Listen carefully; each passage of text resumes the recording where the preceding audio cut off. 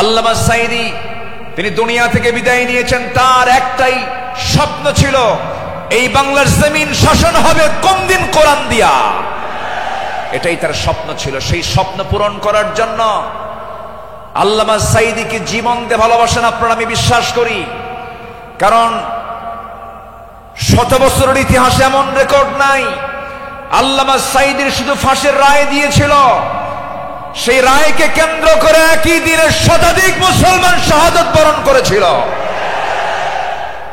সম্মানিত ভাইয়েরা, তার যে স্বপ্ন এই দেশ আল্লাহর জমিন, আল্লাহর দিন কায়েম হোক, সেই জমিনে দিন কায়েম হওয়ার জন্য যদি বুকের তাজা প্রাণ ঢেলে দিতে হয়, বুকের তাজা রক্ত ঢেলে দিতে হয়, জানমাল দিতে হয়, সবাইকে রাজি আছেন? রাজি আছেন কারা কারা? হাত উঁচু করে দেখান মুসলমান।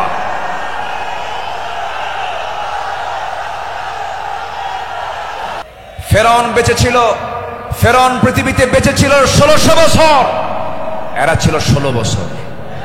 সংখ্যার যে মিল হলো কেমনে বুঝলাম না। ফেরাউনের যে চরিত্র, এদের সেই একই চরিত্র তারা প্রকাশ করেছিল 16 বছর। দাড়ি দেখলেই, টুপি দেখলেই তাদেরকে জঙ্গিবাদীর তকমা লাগায় মামলা দিত। রাস্তার ফকির পর্যন্ত মামলার শিকার হয়েছে। আল্লাহ পাক একটা পরিবেশ আমাদেরকে উপহার দিয়েছেন, দিন কায়েমের কাজে আমরা এই পরিবেশকে কাজে লাগাবো। জোরে বলি ইনশাআল্লাহ, আরো জোরে বলি ইনশাআল্লাহ। আলোচনা যিনি শুরু করেছেন, এই মাহফিল যাকে দিয়ে আলোচনা শুরু হয়েছে, শহীদ আল্লামা দেলওয়ার হোসাইন সাঈদী রাহিমাহুল্লাহ। তিনি সর্বশেষ এই ময়দানে কথা বলেছেন 2006 সালে। এরপর পৃথিবীতে বেঁচে থাকার পরেও তিনি এই মাহফিল আসতে পারেন নাই। তিনি আসতে চেয়েছেন কিন্তু আসতে দেওয়া হয় নাই। তিনি আজকে আমাদের মাঝ থেকে বিদায় নিয়েছেন। তিনি আলামে বারজাখে আছেন। শুরুতেই আমরা তার রূহের মাগফিরাত কামনা করছি। আল্লাহ তুমি তার কবরটাকে জান্নাতের টুকরা বানায়া দাও। সম্মানিত ভাইয়েরা, আজকে যদি তিনি বেঁচে থাকতেন, এই চেয়ারে বসার যোগ্যতা তো আমাদের নাই। আমি তো জানি আমার ইলম কালাম কদ্দুর। আমি আব্দুল্লাহ আমিন, লা ইলমা লানা ইল্লা মা আল্লামতানা। আজকে এই চেয়ারে তাকে মানায়। তিনি দুনিয়া থেকে বিদায় নিয়েছেন। তার বড় শখ দুটো ছিল, একটা হলো আল্লাহর ঘর জিয়ারা করা, তিনি প্রায় প্রায় বলতেন, আর আরেকটা হলো তিনি যেন বের হয়ে কোরআনের এই ময়দানে যেন তিনি কথা বলতে পারেন। কিন্তু বাতিল শক্তিরা তাকে সেই তার চাওয়াটা পূরণ করতে দেয়নি। 2023 সালের 13ই আগস্ট চিকিৎসার নাম করে সুস্থ একজন মানুষকে জেলখানা থেকে বের করে হসপিটালে জোর করে ভর্তি করিয়ে ইনজেকশন পুশের মধ্য দিয়ে পয়জনিং করে বিষ প্রয়োগ করে দিল্লির প্রেসক্রিপশনে তাকে হত্যা করা হয়েছে। তাফসীর মাহফিলের এই প্ল্যাটফর্ম থেকে সুস্পষ্ট ভাষায় জানান দিতে চাই, আল্লামা সাঈদীর মতো এই কিংবদন্তির হত্যার সঙ্গে যারাই জড়িত চূড়ান্ত শাস্তি নিশ্চিত করা হোক। এ মতের পক্ষে রাজি আছেন কারা কারা? হাত উঁচু করে দেখান মুসলমান।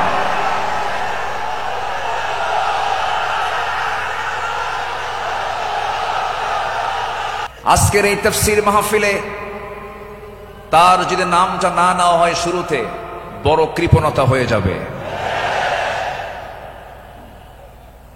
সম্মানিত বন্ধুগণ,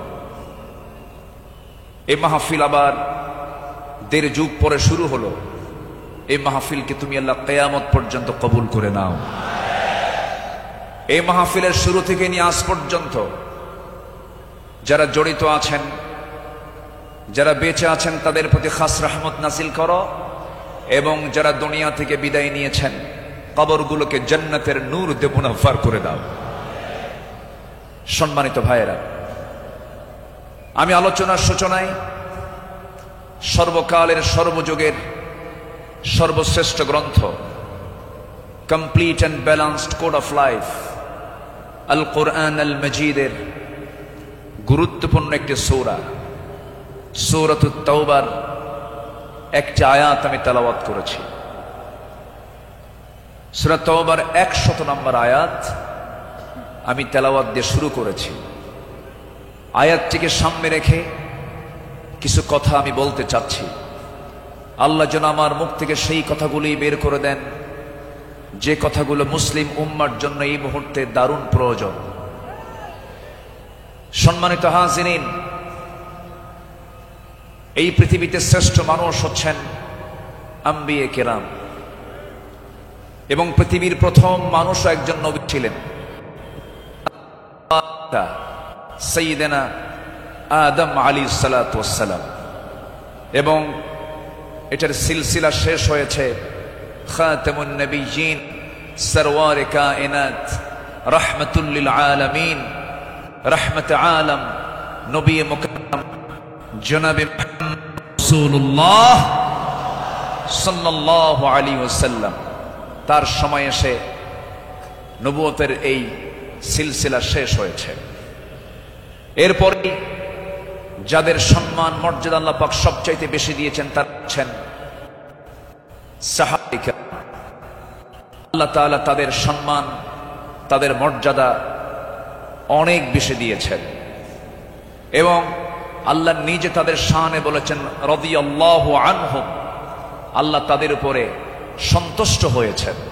আল্লাহ নিজে যদি বলেন আমি তাদের উপরে সন্তুষ্ট হয়েছি, তাদের হবে জান্নাত হবে, এটাই স্বাভাবিক। সেই সাহাবে কেরামদের জীবন থেকে কিছু কথা, আমার নবীর আদর্শে গড়া সাহাবীদের বিপ্লবী জীবন, মুমিনের অনুসরণীয় পথ, এই বিষয়ে আমি আজকে কিছু কথা বলতে চাচ্ছি। ওয়ামা তাওফীকি ইল্লা বিল্লাহ আলাইহি তাওয়াক্কালতু ওয়া ইলাইহি উনীব। আসুন সোজা আমরা আলোচনার দিকে চলে যাই। যেহেতু এক রাত আমি পেয়েছি, আল্লামা সাঈদ রাহিমাহুল্লাহ এমন একজন ব্যক্তি ছিলেন, একটানা একজন আলোচক 5 দিন একই প্ল্যাটফর্মে কথা বলেছেন। এমন রেকর্ড বাংলার জমিন আজ পর্যন্ত কেউ দেখাতে পারেন নাই। বলি আলহামদুলিল্লাহ, জোরে বলি আলহামদুলিল্লাহ। সম্মানিত হাজিরিন, আমরা যে কিতাব নিয়ে বসেছি এই কিতাব আসমানি কিতাব। পৃথিবীর সকল কিতাব হলো দুনিয়ার, আর এই কিতাব হলো আসমানি, স্বতন্ত্র একটি কিতাব। আল্লাহ রাব্বুল আলামিন তার কালামে তার পরিচয় দিয়ে অনেক সূরার সামনে আগে এই কিতাবের সৌন্দর্য তুলে ধরেছেন, এই কিতাবের পরিচয় আগে তুলে ধরেছেন। যেমন কোরআন খোলার সঙ্গে সঙ্গেই আমরা পেয়ে যাই আমার রবের পরিচয় আলহামদুলিল্লাহি রাব্বিল আলামিন। এরপরে আমরা যখন সেকেন্ড সূরাতে আসি তখন পেয়ে যাই এই কিতাবের পরিচয় যালিকাল কিতাব লা রাইবা ফীহি। আবার আলে ইমরানে আসেন, এরকম পরিচয় পাওয়া যায়।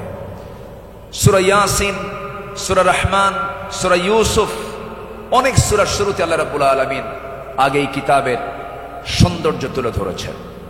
আল্লাহ রাব্বুল আলামিন বলেন আর রহমান আল্লামাল কুরআন খালাকাল ইনসানা আল্লামাহুল বায়ান আশ-শামসু ওয়াল কমারু বিহুসবানিন ওয়ান নাজমু ওয়াশ-শাজারু ইয়াসজুদান। জোরে বলুন আল্লাহু আকবার।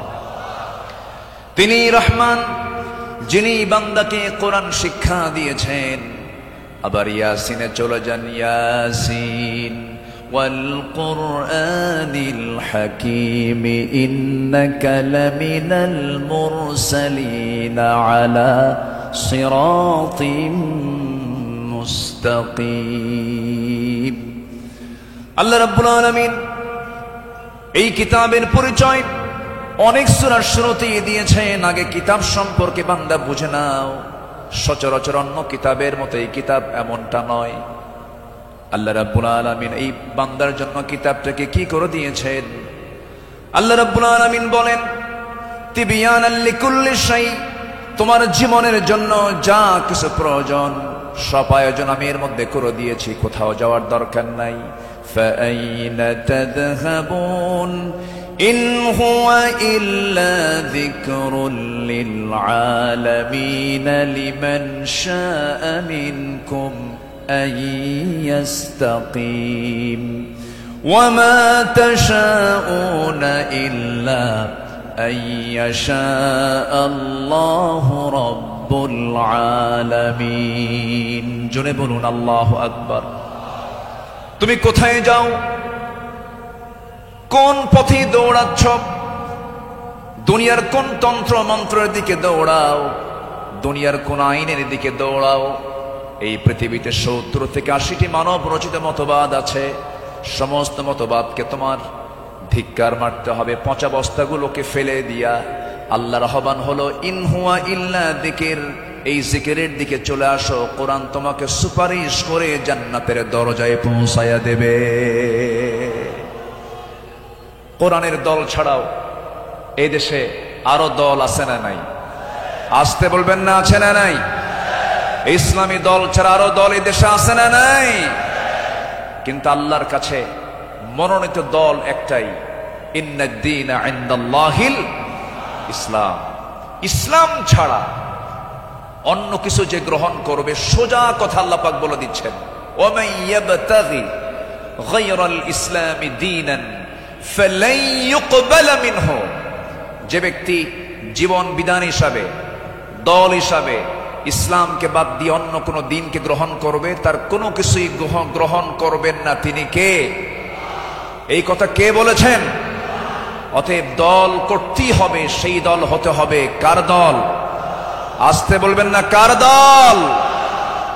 আল্লাহ রাব্বুল আলামিন বলেন, ইন্নামা ওয়ালিয়্যুকুমুল্লাহু ওয়া রাসূলুহু ওয়াল্লাযীনা আমানুল্লাযীনা ইউকিমুনাস সালাতা ওয়া ইউতুনাজ যাকাতা ওয়া হুম রাকিউন ومن يتول الله ورسوله والذين آمنوا فإن حزب الله هم الغالبون। যারা আল্লাহর দল করবে তারাই বিজয়ী হবে। ঘোষণাকার, ঘোষণাকার আল্লাহ। ছাড় দেন কিন্তু ছেড়ে দেন না, ঠিক কিনা? ছাড় দেন কিন্তু ছেড়ে দেন না। দেখেন না, যাওয়ার রাস্তা পাইল না, শেষে ভাঙ্গা হেলিকপ্টারে বিদায় নিল, ঠিক কিনা? যুগে যুগে যারাই আসমানি কিতাব নিয়ে ষড়যন্ত্র করেছে, যুগে যুগে যারাই জগতের শ্রেষ্ঠ সন্তান আলেমদেরকে নিয়ে ষড়যন্ত্র করেছে, তাদের অবস্থায় ফেরাউনদের মতো হয়েছে, হামানদের মতো হয়েছে, নমরুদদের মতো হয়েছে। সম্মানিত ভাইয়েরা, এই কোরআনকে আমরা মানব শুধু নামাজে না সমাজেও? এই কোরআনকে মানতে হবে এক জায়গায় না সব জায়গায়? সব জায়গায় মানব। জোরে বলি ইনশাআল্লাহ। এর মধ্যে কোনো তথ্য বাদ পড়েনি, সব তথ্য আল্লাহ পাকের মধ্যে দিয়েছেন। মিন শাইইন ওয়ালা আসগরা মিন যালিকা ওয়ালা আকবারা ইল্লা ফি কিতাবিম মুবিন। এমন কোন ছোট বিষয় নাই যা বাদ পড়েছে, আবার এমন কোন বড় বিষয় নাই যা বাদ পড়েছে। সব বলে দিয়েছেন তিনি আমার কে? আল্লাহ পাক। আল্লাহ তাআলা একটা সূরা নাযিল করেছেন, সূরাতুন নাহল, মৌমাছি। শতকের উপর শতক, হাজারো গবেষণার পরে সর্বপ্রথম 1973 সালে অস্ট্রিয়ান একজন বিজ্ঞানী কার্ল ভন ফ্রিশ মৌমাছির জীবন চক্র নিয়ে গবেষণা করে তিনি নোবেল পুরস্কার পান। তিনি এই বিষয়ে একটা বইও লিখেছেন যার নাম হলো দ্য ড্যান্সিং বিজ। তিনি সর্বপ্রথম ফটোগ্রাফির মাধ্যমে প্রমাণ করে দেখিয়েছেন মূলত ফিমেল ওয়ার্কার বি মধু সংগ্রহ এবং মৌচাক নির্মাণের মূল কর্মী তারা। অথচ মহান রব্বুল আলামিন আজ থেকে ১৫০০ বছর আগে এই নারী কর্মী মৌমাছির কথা জানিয়ে দিয়েছেন কোরআনে ১৫০০ বছর আগে। জোরে বলি সুবহানাল্লাহ। আল্লাহ রাব্বুল আলামিন বলেন وَأَوْحَى رَبُّكَ إِلَى النَّحْلِ أَنِ اتَّخِذِي مِنَ الْجِبَالِ بُيُوتًا وَمِنَ الشَّجَرِ وَمِمَّا يَعْرِشُونَ। জোরে বলুন আল্লাহু আকবার। আমার বন্ধুগণ, নাম্বার 2 হলো আল্লাহ রাব্বুল আলামিন এই মৌমাছি যে তথ্যগুলো দিয়েছেন সেই তথ্যের হালে এসে তারা বলতেছে, কিন্তু ১৫০০ বছর আগে আল্লাহ রাব্বুল আলামিন তা জানিয়ে দিয়েছেন। আল্লাহ রানী মৌমাছিকে স্ত্রী মৌমাছিকে ওহী দিয়ে জানাচ্ছেন, তুমি পাহাড়ে গাছে এবং তারা যে গৃহ নির্মাণ করে তাতে নিবাস তোমরা বানায় নাও। জোরে বলি সুবহানাল্লাহ। নাম্বার 2, তিনি প্রমাণ করেছেন যখন একটি কর্মী মৌমাছি নতুন ফুলের বাগান বা উদ্যান খুঁজে পায় তখন সে অন্য মৌমাছিদের সঠিক পথের দিক নির্দেশনা দেয়।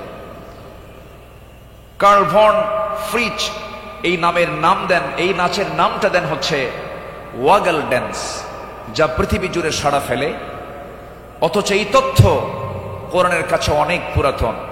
মহান আল্লাহ তাআলা ১৫০০ বছর আগে এটাও জানিয়ে দিয়েছেন। জোরে বলি সুবহানাল্লাহ। আল্লাহ রাব্বুল আলামিন বলেন, সুম্মা কুলি মিন কুল্লি সামারাতি ফাসলুকি সুবুলা রাব্বিকা যুলুলা। জোরে বলুন আল্লাহু আকবার। তুমি প্রত্যেক ফল থেকে আহার করো এবং তুমি আমার রবের সহজ পথে চলো। আল্লাহু আকবার। বিজ্ঞান হালে বলছে, কোরআন ১৫০০ বছর আগে বলছে। তাহলে এখন বলুন, বিজ্ঞান কোরআন বিজ্ঞান থেকে নিয়েছে না বিজ্ঞান কোরআন থেকে ধার করেছে? বিজ্ঞান কোরআন থেকে ধার করেছে। এখানে শেষ নয়। নাম্বার 3, বর্তমান সময়ে বিজ্ঞানীরা নিখুঁত গবেষণার মাধ্যমে প্রমাণ করেছেন আসলে মধু বের হয় মৌমাছির পেট থেকে। মৌমাছির পেট থেকে। এই আশ্চর্য তথ্যটিও মহান রব্বুল আলামিন ১৫০০ বছর আগেই জানিয়ে দিয়েছেন। সুবহানাল্লাহ। আল্লাহ রব্বুল আলামিন বলেন, ইয়াখরুজু মিন বুতুনিহা শারাবুম মুখতালিফুন আলওয়ানুহু ফীহি শিফাউন লিন-নাস ইন্না ফী যালিকা লাআয়াতান লিকাওমিন ইয়াতাফাক্কারুন। জোরে বলুন আল্লাহু আকবার। তার পেট থেকে এমন পানীয় বের হয় যার রং ভিন্ন ভিন্ন, যাতে রয়েছে মানুষের জন্য রোগ নিরাময়। নিশ্চয় এতে নিদর্শন রয়েছে সেই কওমের জন্য যারা চিন্তা করে। জোরে বলে সুবহানাল্লাহ। আল্লাহ তাআলার কি একটা ফার্মাসিউটিক্যাল কোম্পানি, কি বিশাল বড় একটা ফ্যাক্টরি আল্লাহ পাক মৌমাছিকে এই দায়িত্ব দিয়ে দিয়েছেন। 1 পাউন্ড মধু বানাতে 550 মৌমাছিকে প্রায় 20 লাখ ফুলে ভ্রমণ করতে হয়। সুবহানাল্লাহ বলবেন না? সেখানে একটা কর্মী মৌমাছিকে 80,000 কিলোমিটার পথ অতিক্রম করতে হয়। অন্য একটি গবেষণায় এসেছে 14.5 লাখ কিলোমিটার পথ অতিক্রম করতে হয়, যা দিয়ে পুরো পৃথিবীটাকে 3 বার প্রদক্ষিণ করা সম্ভব। শুধু 1 পাউন্ড মধু তৈরিতে মৌমাছির এত কষ্ট করতে হয়। আল্লাহু আকবার বলেন। মহান আল্লাহ তাআলা এই মৌমাছির মধ্যে সঠিক পরিমিত তাপমাত্রা বোঝার মতো আশ্চর্য একটা ক্ষমতা দিয়েছেন। মৌচাকের সঠিক তাপমাত্রা 35 ডিগ্রি সেলসিয়াস থাকা প্রয়োজন। যদি কখনো তাপমাত্রা এর কম 30 ডিগ্রিতে নেমে আসে, তখন মৌমাছিগুলো সবাই একত্রিত হয়ে তাদের ডানাগুলো ঝাঁপিয়ে তাপমাত্রা বৃদ্ধি করে। জোরে বলে সুবহানাল্লাহ। আবার যদি কখনো তাপমাত্রা যদি বেড়ে যদি 40 ডিগ্রি হয়ে যায়, তখন আবার তারা উল্টো দিকে ডানা ঝাপটিয়ে মৌচাকে তাপমাত্রা ঠান্ডা করে। তখন আবারও 35 ডিগ্রি তাপমাত্রায় নিচে স্বাভাবিক হয়ে যায়, নিচে নেমে আসে। এগুলো কার কুদরত? আসতে বলবেন না, কার কুদরত? আল্লাহর কুদরত।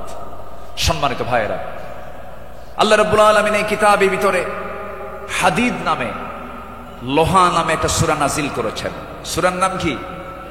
হাদিদ, লোহা। লোহা ছাড়া কিছুই হয় না। এই লোহা নিয়ে বিজ্ঞান গবেষণা করে বলছে, আধুনিক বিজ্ঞান বলতেছে লোহার সৃষ্টি পৃথিবীতে নয়, বরং লোহা এসেছে বহির জগৎ থেকে, আকাশ থেকে। কারণ পৃথিবীর পরিবেশে লোহা উৎপাদনের জন্য অনুপযোগী। কেননা সূর্যের যে তাপমাত্রা লোহা উৎপাদনের জন্য যথেষ্ট নয়। সূর্যের কেন্দ্রের তাপমাত্রা হলো 15 মিলিয়ন ডিগ্রি সেলসিয়াস, আর সূর্যের পৃষ্ঠে অর্থাৎ ফটোস্ফিয়ারের তাপমাত্রা হচ্ছে 5.5 থেকে 6,000 ডিগ্রি সেলসিয়াস। অথচ লোহা উৎপাদনের জন্য আনুমানিক 5 বিলিয়ন ডিগ্রি সেলসিয়াস প্রয়োজন। বিজ্ঞানীদের ধারণা কোন সুপারনোভা বিস্ফোরণ থেকেই এই লোহার আগমন ঘটে থাকতে পারে।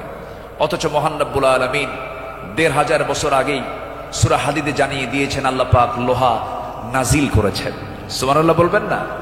আল্লাহ রাব্বুল আলামিন বলেন, وَأَنزَلْنَا الْحَدِيدَ فِيهِ بَأْسٌ شَدِيدٌ وَمَنَافِعُ لِلنَّاسِ। সূরাতুল হাদিদ আয়াত নাম্বার 25।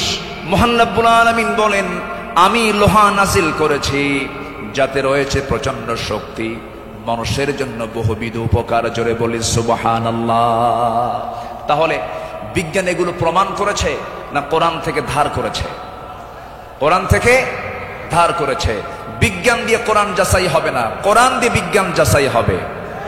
কোন আইন দিয়ে কোরআনকে ব্যর্থ করার চেষ্টা করলে সে ব্যর্থ হবে। কোরআন দিয়ে পৃথিবীর সকল আইনকে ব্যর্থ করতে হবে। যারা বলেন কোরআন আর রাজনীতি ভিন্ন বিষয়, তাদের নতুন করে ঈমান আনতে হবে।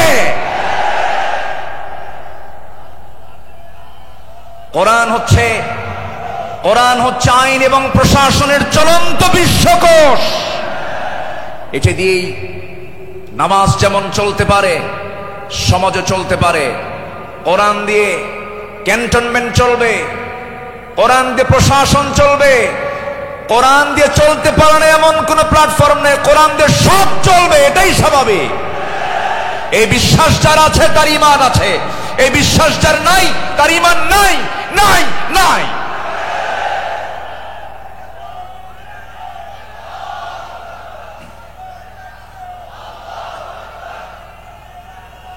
সম্মানিত ভাইয়েরা, সম্মানিত বন্ধুগণ, তাহলে সব সমস্যার সমাধান কি কোরআন করতে পারে? আসতে বলবেন না, পারে। এখন বাংলাদেশের সবচাইতে বড় সমস্যা কি জানেন? গদি সমস্যা। কি সমস্যা বলেন? গদি সমস্যার সমাধান তো মনে হয় কোরআনে নাই। একটা আয়াত আছে, আয়াতুল কুরসি। আয়াতুল কুরসি। কুরসিয়ন মানে কি? গদি। কুরসিয়ন মানে কি? গদি। গদিটা মূলত কার? আসতে বলবেন না, গদিটা মূলত কার? আল্লাহ। ক্ষমতা কারোই না, ক্ষমতা একমাত্র কার? আল্লাহ। কোরআন সম্পর্কে সংক্ষিপ্ত একটা ধারণা আল্লাহর সিস্টেম মতোই, আল্লাহ এই পদ্ধতিতেই তিনি আলোচনা করেছেন। কোরআনে তার কথাগুলো এইভাবে আসছে। আসুন আমরা এখন মূল ওই আয়াতটার দিকে আমরা চলে যাচ্ছি। সম্মানিত বন্ধুগণ, আমার নবীর আদর্শে গড়া সাহাবীদের বিপ্লবী জীবন, মুমিনের অনুসরণীয় পথ। আমাদের পথ তো সেই পথ যে পথে আমার রাসূল চলেছেন, যে পথে সাহাবীরা চলেছেন। এই পথ ছাড়া আমাদের দ্বিতীয় কোনো পথ আছে? আসতে বলবেন না আছে? সেই সাহাবীদের সম্মানটা কত! আল্লাহ রাব্বুল আলামিন বলেন, والسابقون الأولون من المهاجرين والأنصار والذين اتبعوهم بإحسان رضي الله عنهم ورضوا عنه وأعد لهم جنات تجري تحتها الأنهار خالدين فيها أبدا ذلك الفوز العظيم জোরে বলুন আল্লাহু আকবার। মুহাজির এবং আনসারদের মধ্যে যারা ঈমানে প্রথমে যারা অগ্রগামী হয়েছে এবং যারা নিষ্ঠার সাথে তাদের অনুসরণ করেছে, আল্লাহ তাদের সকলের প্রতি সন্তুষ্ট হয়েছেন, তারাও তার প্রতি সন্তুষ্ট হয়েছেন। আল্লাহ তাদের জন্য এমন জান্নাত রেখে দিয়েছেন যার নিচ দিয়ে নহর প্রবাহিত। আল্লাহ তাআলা সেই জায়গায় তাদেরকে চিরকাল রাখবেন, আর এটার চাইতে মহা সাফল্যের অন্য কিছু হতে পারে না। জোরে বলি সুবহানাল্লাহ। আমার ভাইরা, যাদের প্রতি আল্লাহ রাজি হন তারাই তো আমাদের অনুসরণীয় হওয়ার কথা। যারা আল্লাহর রহমত প্রাপ্ত বান্দা, যাদের দুনিয়াতে জান্নাতের সংবাদ দিয়েছেন, এমন 10 জন সাহাবী ছিলেন যাদেরকে আল্লাহ রাব্বুল আলামিন দুনিয়াতে জান্নাতের সংবাদ তাদের কানে শুনিয়ে দিয়েছেন। জোরে বলি সুবহানাল্লাহ। একজন সাহাবীকে যদি কেউ ফলো করতে পারে তার জন্য জান্নাত ইজি হয়ে যাবে। আস-সাহবাতু কান-নুজুম, সাহাবীরা হচ্ছে আকাশের নক্ষত্রের সমান। আল্লাহু আকবার বলেন। সম্মানিত ভাইয়েরা, মুমিনদের অনুসরণীয় যে পথ, আমি 10টা পয়েন্ট আমি কথা বলতে চাই। নাম্বার 1, আল্লাহ এবং রাসূলের প্রতি বিনম্র চিত্তে অটুট আনুগত্য। আল্লাহ এবং রাসূলের প্রতি বিনম্র চিত্তে অটুট আনুগত্য, এটা ছিল সাহাবীদের জীবনের সবচেয়ে বড় আমল। বলি আলহামদুলিল্লাহ। সম্মানিত ভাইয়েরা, আল্লাহ রাব্বুল আলামিন সুন্দর করে এই ব্যাপারে বলছেন। আল্লাহ রাব্বুল আলামিন বলেন, ইয়া আইয়ুহাল্লাযীনা আমানু আতিউল্লাহ ওয়া রাসূলাহু ওয়া লা তাওয়াল্লাউ আনহু ওয়া আনতুম তাসমাউন। জোরে বলুন আল্লাহু আকবার। সূরাতুল আনফাল আয়াত নম্বর 20, মহান রব্বুল আলামিন বলেন, হে বিশ্বাসীরা, তোমরা আল্লাহ এবং তার রাসূলের তোমরা আনুগত্য করো। তার নির্দেশ শ্রবণ করার পরেও তার আনুগত্য থেকে তোমরা কখনো মুখ ফিরিয়ে নেবে না। আল্লাহ রাব্বুল আলামিন সুন্দর করে হুকুম আকারে দিয়েছেন। আমার বন্ধুগণ, আনুগত্য ছাড়া, ইত্তেবা ছাড়া বান্দা কখনো জান্নাত পেতে পারে না। মহান রব্বুল আলামিন আরেক জায়গায় সুন্দর করে কমন একটা আয়াত বলে দিয়েছেন, ইন কুনতুম তুহিব্বুনাল্লাহ ফাত্তাবিউনি ইউহিব্বুকুমুল্লাহ ওয়া ইয়াগফির লাকুম যুনুবাকুম ওয়াল্লাহু গফুরুর রহিম। জোরে বলুন আল্লাহু আকবার। কি মুহাম্মদ সে ওয়াফা तूने तो हम तेरे है, ये जहां चीज है क्या लौह कलम तेरे है। मुहम्मद के যদি ভালোবাসো, ভালোবাসা পাবে আমার। লৌহ কলম লুভিবে তোমরা, মাটির পৃথিবী সেকোন ছাড় সব পেয়ে যাবে, কিন্তু নিজের জীবনের চাইতে রাসূলকে বেশি ভালোবাসতে হবে এবং তার ইত্তেবা করতে হবে। সাহাবীরা তা দেখিয়ে দিয়েছেন তাদের প্র্যাকটিক্যাল লাইফে। ইতিহাস সবার, ইতিহাস তো একই, সবার কম বেশি জানা আছে। একজন সাহাবী ছিলেন যিনি রাসূলকে কি পরিমাণ ভালোবেসেছেন। আমার নবীজি বদর যুদ্ধের ডাক দিয়েছেন। বদর যুদ্ধের দিন আমার নবীজি রোজা ভাঙ্গার নির্দেশ দিয়ে বললেন, সাহাবীরা কে আছো, আমার ডাকে সাড়া দিয়ে বদর প্রান্তরে পৌঁছবে। তোমরা কি জানো আজকের এই দিন হচ্ছে সেই দিন যেদিন সন্তান পিতার বিরুদ্ধে যুদ্ধে নামবে। আজকের দিন তো সেই দিন যেদিন পিতা তার সন্তানের বিরুদ্ধে যুদ্ধে নামবে। আজকে গোত্র গোত্রের যুদ্ধ, আত্মীয় আত্মীয়র যুদ্ধ, জামাই শ্বশুরের সামনে মুখোমুখি হয়ে যাবে।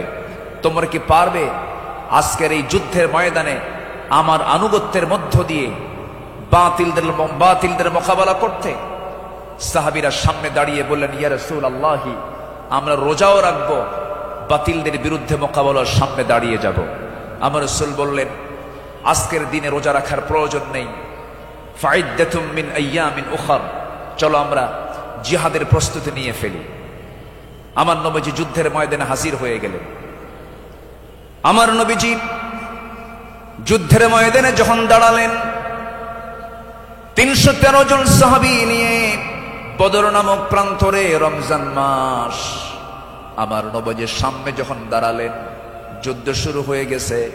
ওই যুদ্ধের ময়দানে 313 জন সাহাবীর ভিতরে 2 জন সাহাবী ছিলেন, তাদের বয়স একদম কম ছিল, মুআজ এবং মুআজ। এই 2 জন ছোট্ট সাহাবী, 11 এবং 13 বছর বয়স।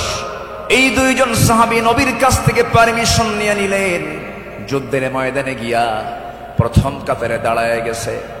এক সাহাবীকে ডাক দিয়ে বলছে, ও আমার চাচা, আবু জেহেল কোথায়? আবু জেহেল দিয়ে কি করবা? সঙ্গী সঙ্গী ছোট্ট 2 জন দারাজ গলায় দারাজ কণ্ঠে বলে ফেলতেছে, আমরা শুনেছি আবু জেহেল নাকি রাসূলকে খুব কষ্ট দিত, খুব জুলুম করত। আজকে আমরা কারো বিরুদ্ধে যুদ্ধ করতে আসি নাই, আবু জেহেলকে আজকে দুনিয়া থেকে বিদায় করার জন্য আজকে আমরা যুদ্ধে হাজির হয়েছি। ছোট্ট বাচ্চা মানুষ, ছোট কিন্তু ইমান খুব বড়, মজবুত ইমান। এই ছোট্ট বাচ্চার কথা শুনে ওই সাহাবী আশ্চর্য হয়ে গেলেন। সাহাবী আশ্চর্য হয়ে বলতেছে, তোমরা কি তাকে সত্যি হত্যা করবে নাকি? হত্যা করব। ওই যে দেখা যায় ঘোড়ার পিঠে বসে আছে, 2 দিকে পা ছেড়ে দেওয়া। শুধু বলতে দেরি হয়েছে, যেতে দেরি হয় নাই। সিংহের মতো গর্জন দিয়া বাস পাখির মতো উড়ন্ত হয়ে দৌড় মারা শুরু করে দিয়েছে। আবু জেহেলের 2 পাশে 2 জন দাঁড়ায় গেছে। লোকজন টের পায় না এটা কোন গ্রুপের মানুষ। 2 জন ছোট্ট বাচ্চার হাতে ছোট্ট তরবারি ছিল, এত জোরে সজোরে আঘাত করেছে 2 জন মিলে। আল্লাহু আকবার বলে আবু জেহেল ওই যে জমিনে ধরাশয়ী হয়ে পড়ে গেছে, কোমর সোজা করে আবু জেহেল আর দাঁড়াতে পারে নাই। এইদিকে বড় ভাই মুআজের পিছন থেকে একজন কাফের এসে তার ডান হাতে পিছন দিক থেকে তরবারির যখন একটা আঘাত দিয়েছে, এক আঘাতে তার ডান হাতটা চামড়ার সঙ্গে ঝুলতে লাগলো। ঝনঝন করে তরবারি পড়ে গেছে। যুদ্ধ করবেন কেমনে? তার ডান হাতটা ঝুলতেছে চামড়ার সাথে। দৌড় মেরে চলে গেছেন, বাম হাতে তরবারি তুলে নিয়েছেন। যুদ্ধ থামালেন না। যুদ্ধ চালাতে গিয়ে দেখা গেল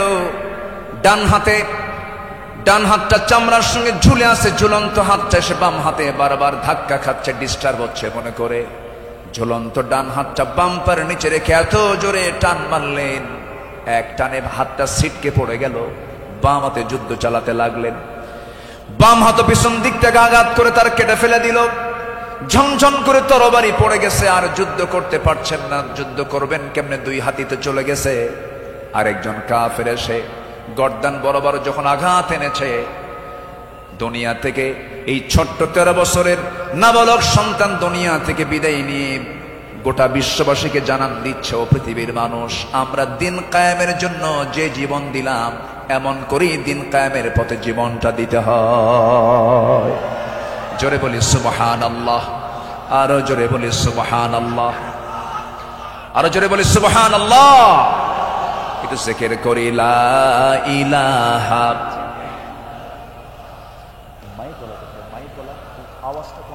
আরো জোরে লা ইলাহা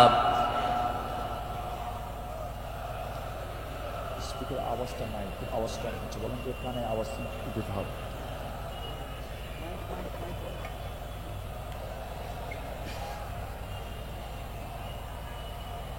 আওয়াজটা বাড়াও, আওয়াজটা দাও, আওয়াজ কমে গেছে। আরো জোরে লা ইলাহা, আরো জোরে লা ইলাহা, লা ইলাহা, লা ইলাহা ইল্লাল্লাহু মুহাম্মাদুর রাসূলুল্লাহ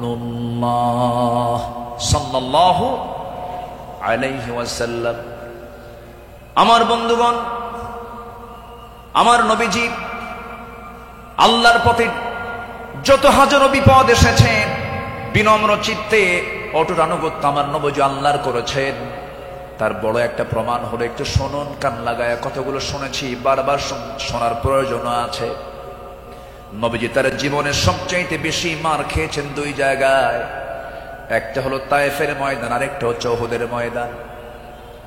তায়েফের ময়দানের আঘাতটা আমার নবীজির যে পরিমাণ লেগেছিল, মাথা থেকে পা পর্যন্ত ক্ষত বিক্ষত হয়ে পড়েছিল, এমন কোন জায়গা নাই যে জায়গায় নবীজির দাগ ছিল না। উহুদের ময়দানে তিনি দাঁত হারিয়েছেন। খন্দকের পরীক্ষা খনন করতে গিয়ে তিনি তার কোমর হারিয়েছেন। যখন পরীক্ষা খনন করতে গেছেন, 4 দিনের না খাওয়া রাসূল পরীক্ষা খনন করতে গিয়ে ওই যে কোমর কুঁজো হয়ে গিয়েছিল, মৃত্যুর দিন পর্যন্ত আমার নবীজি কোমর সোজা করে দাঁড়াতে পারেন নাই। এত বড় কঠিন মুসিবতের সম্মুখীন আমার নবীজি হয়েছেন। সবচেয়ে কঠিন টাইম চলে গেছে হলো তায়েফের ময়দানে। বুক ভরা আশা নিয়ে কালেমার দাওয়াত দিতে গেছেন, কিন্তু সেই জায়গায় গিয়ে আমার নবীজি ফুল পেয়েছেন না পাথর পেয়েছেন? ফুল পেয়েছেন না পাথর পেয়েছেন? পাথর পেয়েছেন। কিন্তু আমার নবীজি রক্তাক্ত অবস্থায় পড়ে থাকলেন। জুতার তলার সঙ্গে পায়ের তলার জমাট বেঁধে গেছে, নবীজি দাঁড়াতে পারছেন না, সেন্সলেস হয়ে পড়েছিলেন। কিন্তু যখন হোঁশটা ফিরে আসলো, মালাকুল জিবাল এসে নবীকে লক্ষ্য করে বলছেন, ইয়া রাসূলুল্লাহ, 2 দিকের পাহাড় দিয়ে চাপা দিয়ে এদেরকে আমি শেষ করে দিই, আপনি শুধু অর্ডার করেন। জবাবে আমার রাসূল বললেন, লা বাল আরজু আন ইউখরিজাল্লাহ মিন আসলাবিহিম মান ইয়াবুদুল্লাহ ওয়াহদাহু লা ইউশরিকা বিহি শাইআন। সহিহ মুসলিমের হাদিস এসেছে, রাসূল বললেন, না না ও ফেরেশতা, এদেরকে চাপা দিয়ে মেরো না। আমি আশা করি এদের ঔরস থেকে যে সন্তান জন্ম নেবে তারা আল্লাহর ইবাদত করবে। জোরে বলি সুবহানাল্লাহ। রাসূল তাদেরকে মাফ করে দিয়েছেন। আমার বন্ধুগণ, আমার নবীজি আনুগত্য কাকে বলে আল্লাহ রাসূল তা শিখিয়ে দিয়েছেন, সাহাবাদের জীবনে তা শিখিয়ে দিয়েছেন। সাহাবে কেরাম রাসূলকে জীবন দিয়ে ভালোবেসেছেন।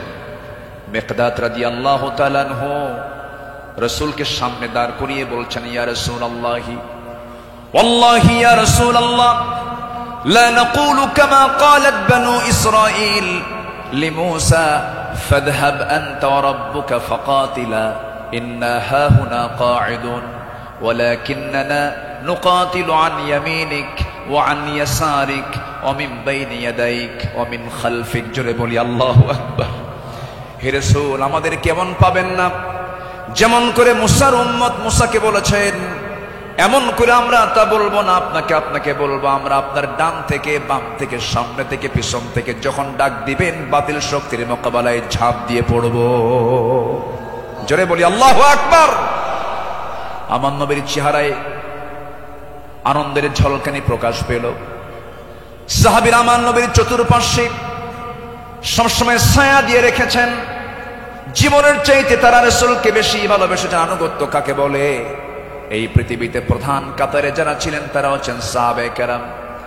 সাদ ইবনে মুআজ রাদিয়াল্লাহু তাআলা আনহু বদর যুদ্ধের দিন মৃত্যুর ভয় না করে নবীর আনুগত্যে দাঁড়িয়ে দীপ্ত কণ্ঠে বলেছিলেন, ফাওয়াল্লাযী বাআসাকা বিল হক লাউ ইসতা'রাদতু বিনা হাযাল বাহরা ফাকুদতাহু লাখুদনাহু মা'আক, সেই সত্যের কসম যিনি আপনাকে সত্য সহ প্রেরণ করেছেন, যদি আপনি আমাদেরকে আজকে সমুদ্রের দিকে অগ্রসর হতে বলেন তাতেও প্রবেশ করেন, আমরা সাথে সাথে আপনার অনুসরণ করে আমরাও সমুদ্র বক্ষে ঝাঁপ দেব, কোনো পরোয়া করব না। জোরে বলি আল্লাহু আকবার। আমার বন্ধুগণ, নাম্বার 2 আমরা চলে আসি দান এবং দানশীলতায় রাসূলের আদর্শ এবং সাহাবীদের অনুসরণ। আমার নবীজির দান, তার যে দানশীলতার ব্যাপারে হাদিস এসেছে, তিনি প্রবাহিত বাতাসের মতো দান করতেন। কানা রাসূলুল্লাহ সাল্লাল্লাহু আলাইহি সাল্লাম আজওয়াদান নাস, ফালা রাসূলুল্লাহ সাল্লাল্লাহু আলাইহি সাল্লাম আজওয়াদু বিল খাইর মিনার রিহিল মুরসালা। আমার নবীজি প্রবাহিত বাতাসের মতো তিনি দান করতেন। যখন শুরু করতেন দান থামতো না, অবারিত দান করতেন। জোরে বলি সুবহানাল্লাহ। সাইয়েদনা ওমর ফারুক রাদিয়াল্লাহু তাআলা আনহু তিনি বলেন, তাবুকের প্রান্তরে বুক ভরা আশা নিয়া নবীর সামনে দাঁড়ালাম এবং মনে মনে ভাবলাম, সারা জীবন আমার বন্ধু আবু বকরের সঙ্গে কোনো ইবাদতের কম্পিটিশনে পারি নাই, আজকে আমি আবু বকরকে হারায়া ফেলবো। তিনি করলেন কি, সমস্ত সম্পত্তির অর্ধেক তিনি তাবুক অভিযানে তিনি দান করলেন। আব্দুর রহমান ইবনে আওফ রাদিয়াল্লাহু তাআলা আনহু 3 বস্তা সোনা দান করেছেন।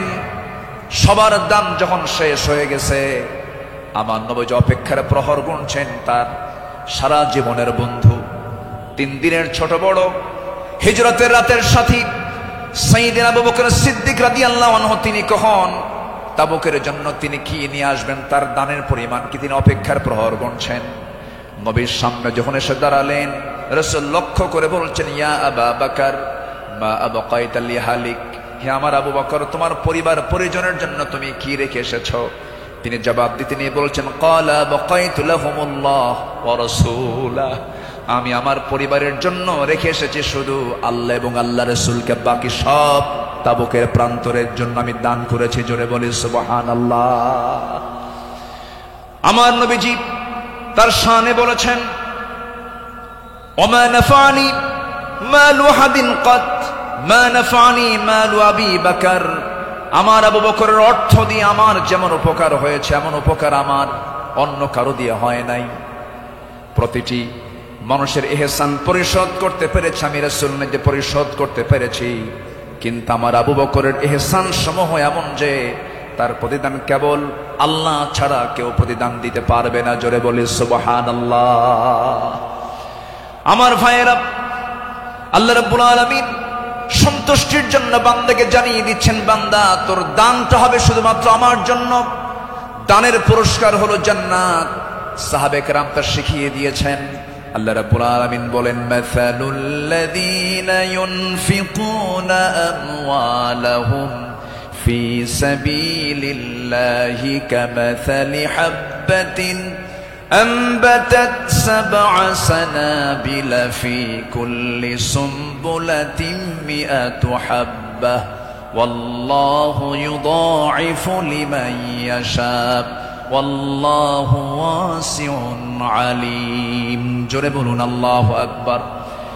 যারা আল্লাহর পথে তাদের সম্পদ ব্যয় করে, তাদের উপমা হলো একটা বীজের মতো যা উৎপন্ন করলো 7টা শীষ, প্রতিটি শীষে রয়েছে 100 দানা।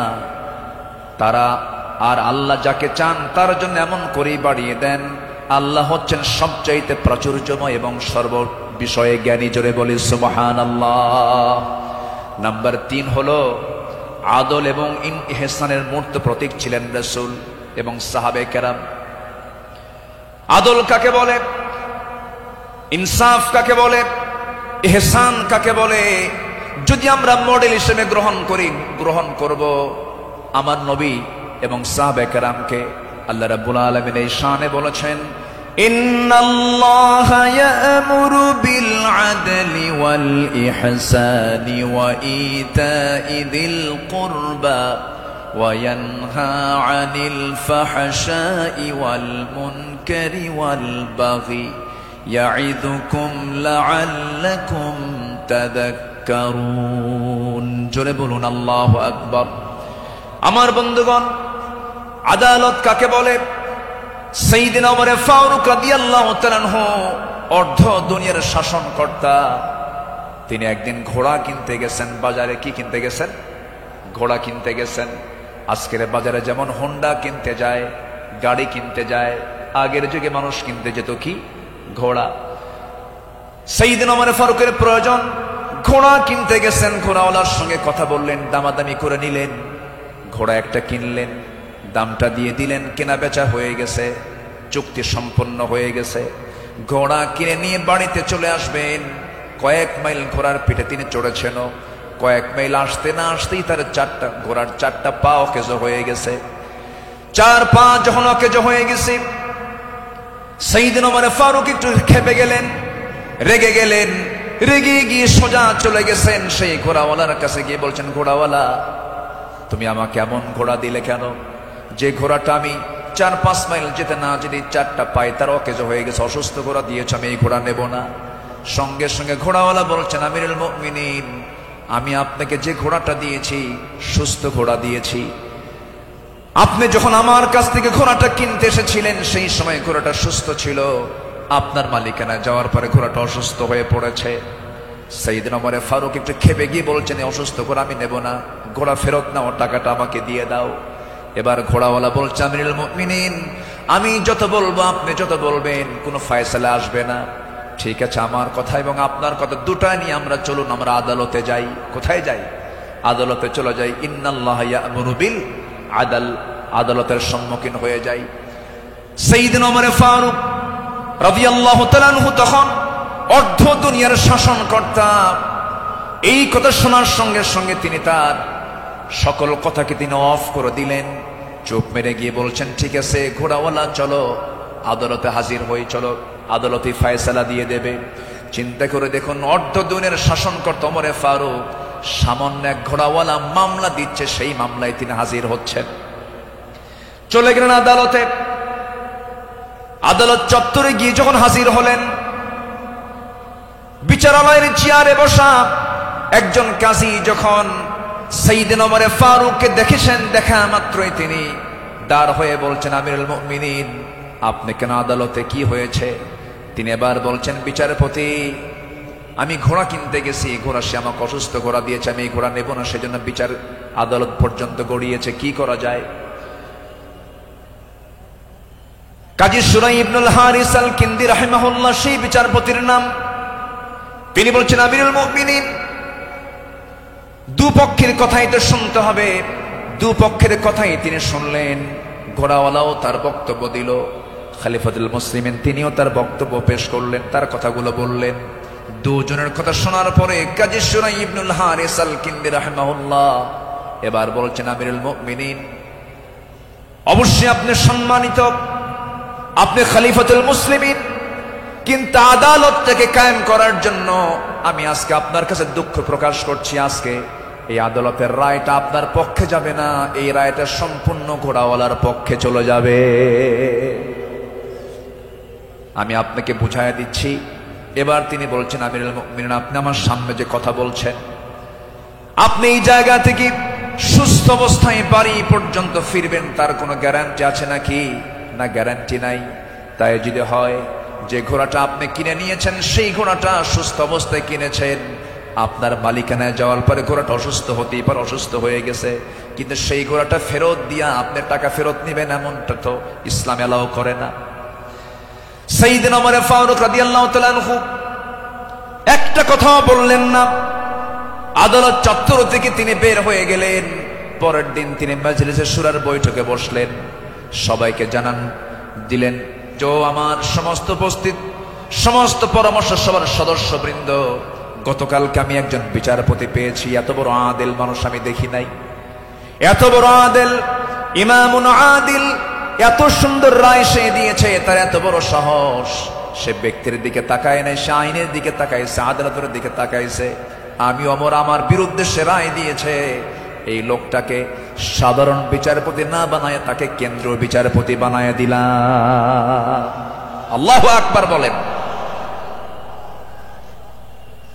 সম্মানিত ভাইয়েরা, সম্মানিত বন্ধুগণ, বিগত 16 বছর যে বিচারগুলো হয়েছে, প্রহসনের বিচার হয়েছে, অনেক মার কোল তারা শূন্য করেছে, অনেক আল্লাহর গোলামের উপরে তারা জুলুম করেছে। 2018 সালে হঠাৎ করে আমার বাড়ি চতুর্দিক থেকে কয়েকশো পুলিশ আমার বাড়ি ঘেরাও করে আমাকে ধরতে গেছে। বিশাল বড় সন্ত্রাসী তো, ধরতে গেছে। তো বললাম, ভাই কি সমস্যা কি, চলেন থানায় যেতে হবে। থানায় নিয়ে গেল, ওসির সামনে বসে আছি, দেখি ওসির চোখের ভিতরে পানি টলমল করছে, অশ্রুপূর্ণ চোখ। তো বললাম, আপনি কান্দেন কেন? হুজুর আমি আপনার খুব ভক্ত। তো ভক্ত তো ধরছেন কেন? বলে যে কি করব হুজুর, চাকরি বাঁচান তো ফরজ, সন্তানাদি আছে, কি করব, উপর থেকে খুব চাপ। হুজুর আপনি আমাকে মাফ করে দিয়েন। কি করবেন? চাকরি বাঁচান তো ফরজ। আমি বললাম, চাকরি বাঁচান ফরজ, ইমান বাঁচান নফল। মামলা একখান দিয়া চালান দিয়ে দিল, কোর্টে না মঞ্জুর করলো, কোনো মঞ্জুর হবে না। সেখান থেকে নিয়ে চলে গেল জেলখানায়। জেলখানায় ঢুকলাম, ঢুকেই দেখি 80-85 বছরের এক বুড়া মানুষ আমারে দেখে লম্বা একখান সালাম দিয়ে বলে, হুজুর আপনি জেলখানায় ঢুকলেন? খুব খুশি হলাম। তো বললাম, ঢুকলাম জেলখানায়, খুশি হলেন আপনি, ব্যাপারটা কি? বলে, হুজুর দূর থেকে ওয়াজ শুনি, দূর থেকে আলোচনা শুনি, কাছে যেতে পারি না, মুসাফা করতে পারি না, একটু মনের কথাগুলো বলবো তাও পারি না। কত সুন্দর আপনি আমার কাছে ধরা দিলেন, দোয়া করে জেলখানায় থাকেন। তো আমি এখন উল্টা মুরব্বীকে বললাম, চাচা আপনি জেলখানায় কেন এই বুড়া বয়সে, নাতিপুতি থুইয়া? তো বলতেছে, বাবা কি বলবো, বোমা হামলা, বোমা হামলা। কে মানে? আমার নামে বোমার মামলা দিয়েছে, আমি নাকি বোমা মেরেছি। বাবা বলো তো, এই 80 বছরের বুড়ার হাতে যদি বোমা তুলে দেওয়া হয়, সেই বোমা লক্ষ্যে যাবে না নিজের মাথায় পড়বে? এই আচরণ করেছে তারা 16 বছর। ফেরাউন বেঁচে ছিল, ফেরাউন পৃথিবীতে বেঁচে ছিল 1600 বছর, এরা ছিল 16 বছর। সংখ্যার যে মিল হলো কেমনে বুঝলাম না। ফেরাউনের যে চরিত্র, এদের সেই একই চরিত্র তারা প্রকাশ করেছিল 16 বছর। দাড়ি দেখলেই, টুপি দেখলেই তাদেরকে জঙ্গিবাদীর তকমা লাগায় মামলা দিত। রাস্তার ফকির পর্যন্ত মামলার শিকার হয়েছে। আল্লাহ পাক একটা পরিবেশ আমাদেরকে উপহার দিয়েছেন, দিন কায়েমের কাজে আমরা এই পরিবেশকে কাজে লাগাবো। জোরে বলি ইনশাআল্লাহ, আরো জোরে বলি ইনশাআল্লাহ। আল্লামা সাঈদী তিনি দুনিয়া থেকে বিদায় নিয়েছেন, তার একটাই স্বপ্ন ছিল, এই বাংলার জমিন শাসন হবে কোন দিন? কোরআন দিয়া। এটাই তার স্বপ্ন ছিল। সেই স্বপ্ন পূরণ করার জন্য আল্লামা সাঈদীকে জীবন দিয়ে ভালোবাসেন আপনারা, আমি বিশ্বাস করি। কারণ 100 বছরের ইতিহাসে এমন রেকর্ড নাই। আল্লামা সাঈদীর শুধু ফাঁসির রায় দিয়েছিল, সেই রায়কে কেন্দ্র করে একই দিনে শতাধিক মুসলমান শাহাদাত বরণ করেছিল। সম্মানিত ভাইয়েরা, তার যে স্বপ্ন, এই দেশ আল্লাহর জমিন, আল্লাহর জমিন, আল্লাহর দিন কায়েম হোক, সেই জমিনে দিন কায়েম হওয়ার জন্য যদি বুকের তাজা প্রাণ ঢেলে দিতে হয়, বুকের তাজা রক্ত ঢেলে দিতে হয়, জানমাল দিতে হয়, সবাইকে রাজি আছেন? রাজি আছেন কারা কারা? হাত উঁচু করে দেখান মুসলমান।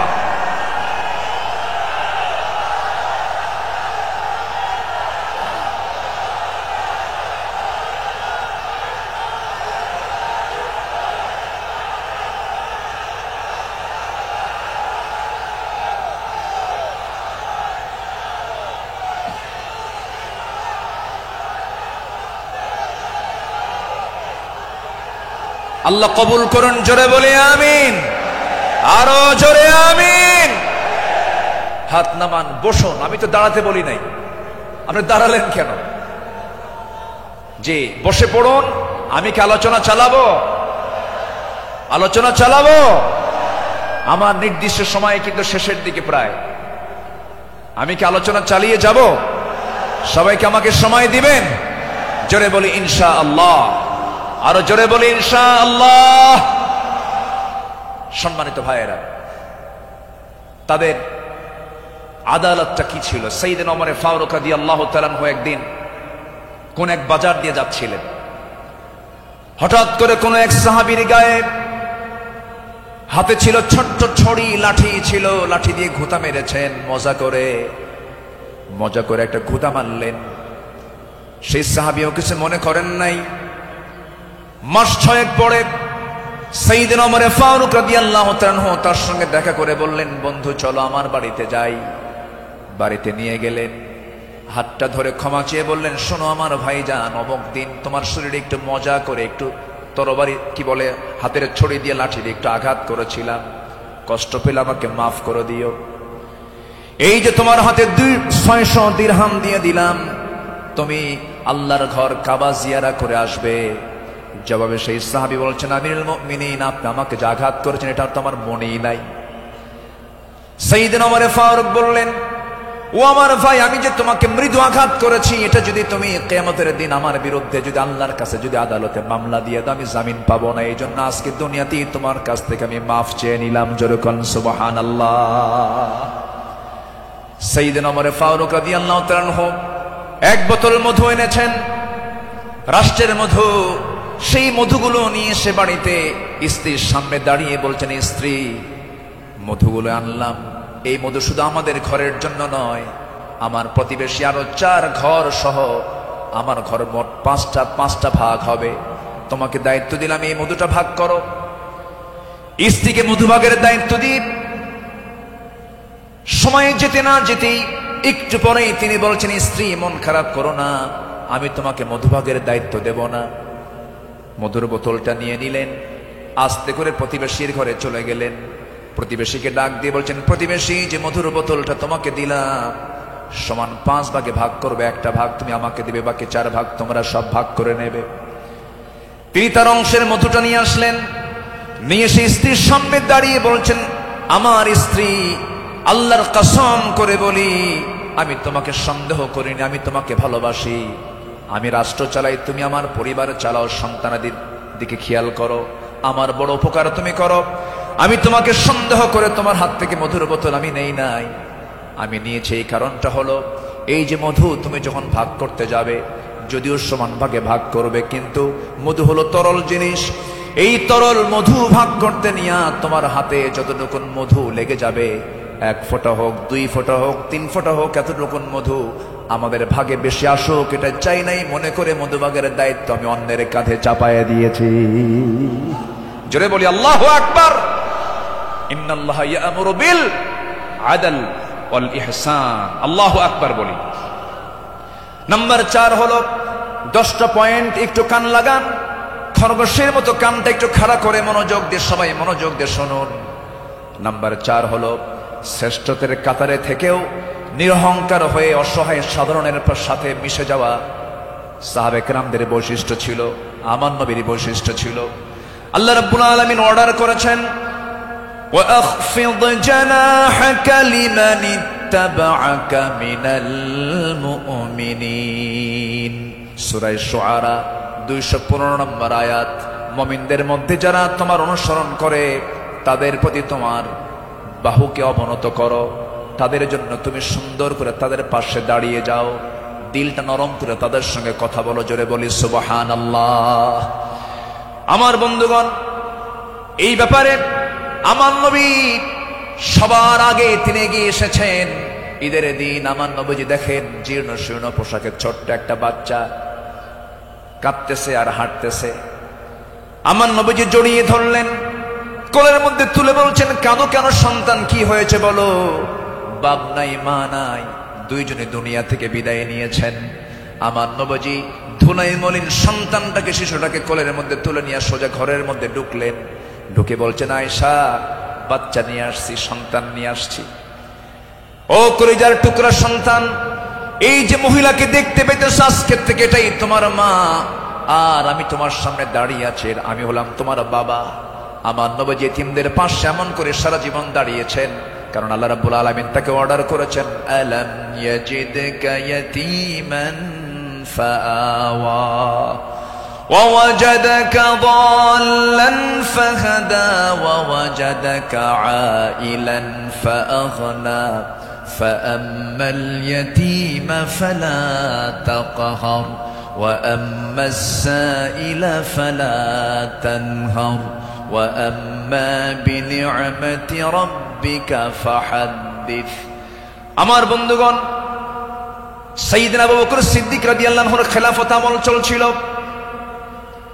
সাইয়েদনা আবু বকর রাদিয়াল্লাহু তাআলা আনহু সেই সময় যখন তিনি খেলাফত পেলেন নতুন যখন তিনি দায়িত্ব পেলেন খেলাফত গ্রহণ যখন তিনি করলেন নতুন খলিফা হয়েছেন এই খেলাফতের সংবাদ পেয়ে অনেকে আনন্দ প্রকাশ করছে সুন্দর একজন খলিফা আমরা পেয়েছি কিন্তু ওই মদিনার ছোট্ট একটা গ্রামের একজন মহিলা অঝরে ঝাড়ে কাঁদতেছে কান্নায় সে ভেঙ্গে পড়ছে সবাই বলল মহিলা তুমি কাঁদো কেন ও নারী তুমি কাঁদো কেন ও মহিলা তুমি কাঁদো কেন কান্নার হেতুটা কি সঙ্গে সঙ্গে মহিলা বলতেছে কান্নার কারণ হলো এমন একজন ব্যক্তি খেলাফতের দায়িত্ব পেয়েছে যে লোকটা আমার বাড়ির প্রত্যেকদিন ছাগলটা দহন করে যেত ছাগলের দুধটা দহন করত আজকে সে খেলাফতের দায়িত্ব পেল কিন্তু আমার এই ছাগলের দুধটা দহন করার মতো লোক আর আমি পাবো না এজন্য আমি কান্দি ওই মহিলার কান্না যখন সাইয়েদনা আবু বকরের কানে যখন সংবাদটা চলে গেছে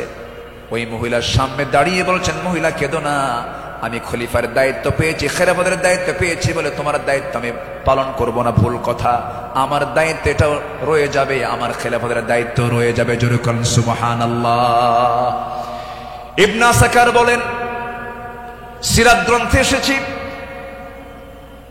সাইয়েদনা আবু বকর সিদ্দিক রাদিয়াল্লাহু তাআলা আনহু একটা গ্রাম ছিল একটা পল্লী ছিল ছোট্ট একটা মহল্লা ছিল ওই মহল্লার প্রত্যেক ঘরে ঘরে গিয়ে সাইয়েদনা আবু বকর প্রত্যেক ঘরের ছাগলগুলোর দুধ তিনি দহন করে দিয়ে আসতেন যেরকম সুবহানাল্লাহ আরো জোরে বলে সুবহানাল্লাহ শ্রেষ্ঠত্বের কাতারে থেকেও নিরহংকারী হয়ে তারা জনগণের খাদেম ছিলেন জনগণের খেদমত তারা করেছেন রাতের বেলা একদিন তিনি খালি পায়ে হাঁটতেছেন কি পায়ে বলেন খালি পায়ে হাঁটতেছেন সাইয়েদনা ওমর ফারুক দেখে বলছেন আমিরুল মুমিনিন আপনি খালি পায়ে হাঁটেন কেন পাথরের আঘাতে আপনার চামড়া ফেটে তো রক্ত বের হয়ে যাবে আপনি আহত হয়ে পড়বেন রক্তাক্ত হয়ে যাবেন তিনি বলছেন ভাই ওমর এই রাতের গভীর রাত্রিতে গভীর নিশীথে আমি যদি জুতা পায়ে হাঁটতে যাই পাথরের সাথে জুতার একটা আঘাত লাগবে একটা শব্দ সৃষ্টি হয়ে যাবে এই শব্দে যদি আমার নাগরিকের যদি ঘুমের ব্যাঘাত হয় কিয়ামতের দিন আমাকে তার জন্য আসামির কাঠ গড়ায় দাঁড়াতে হবে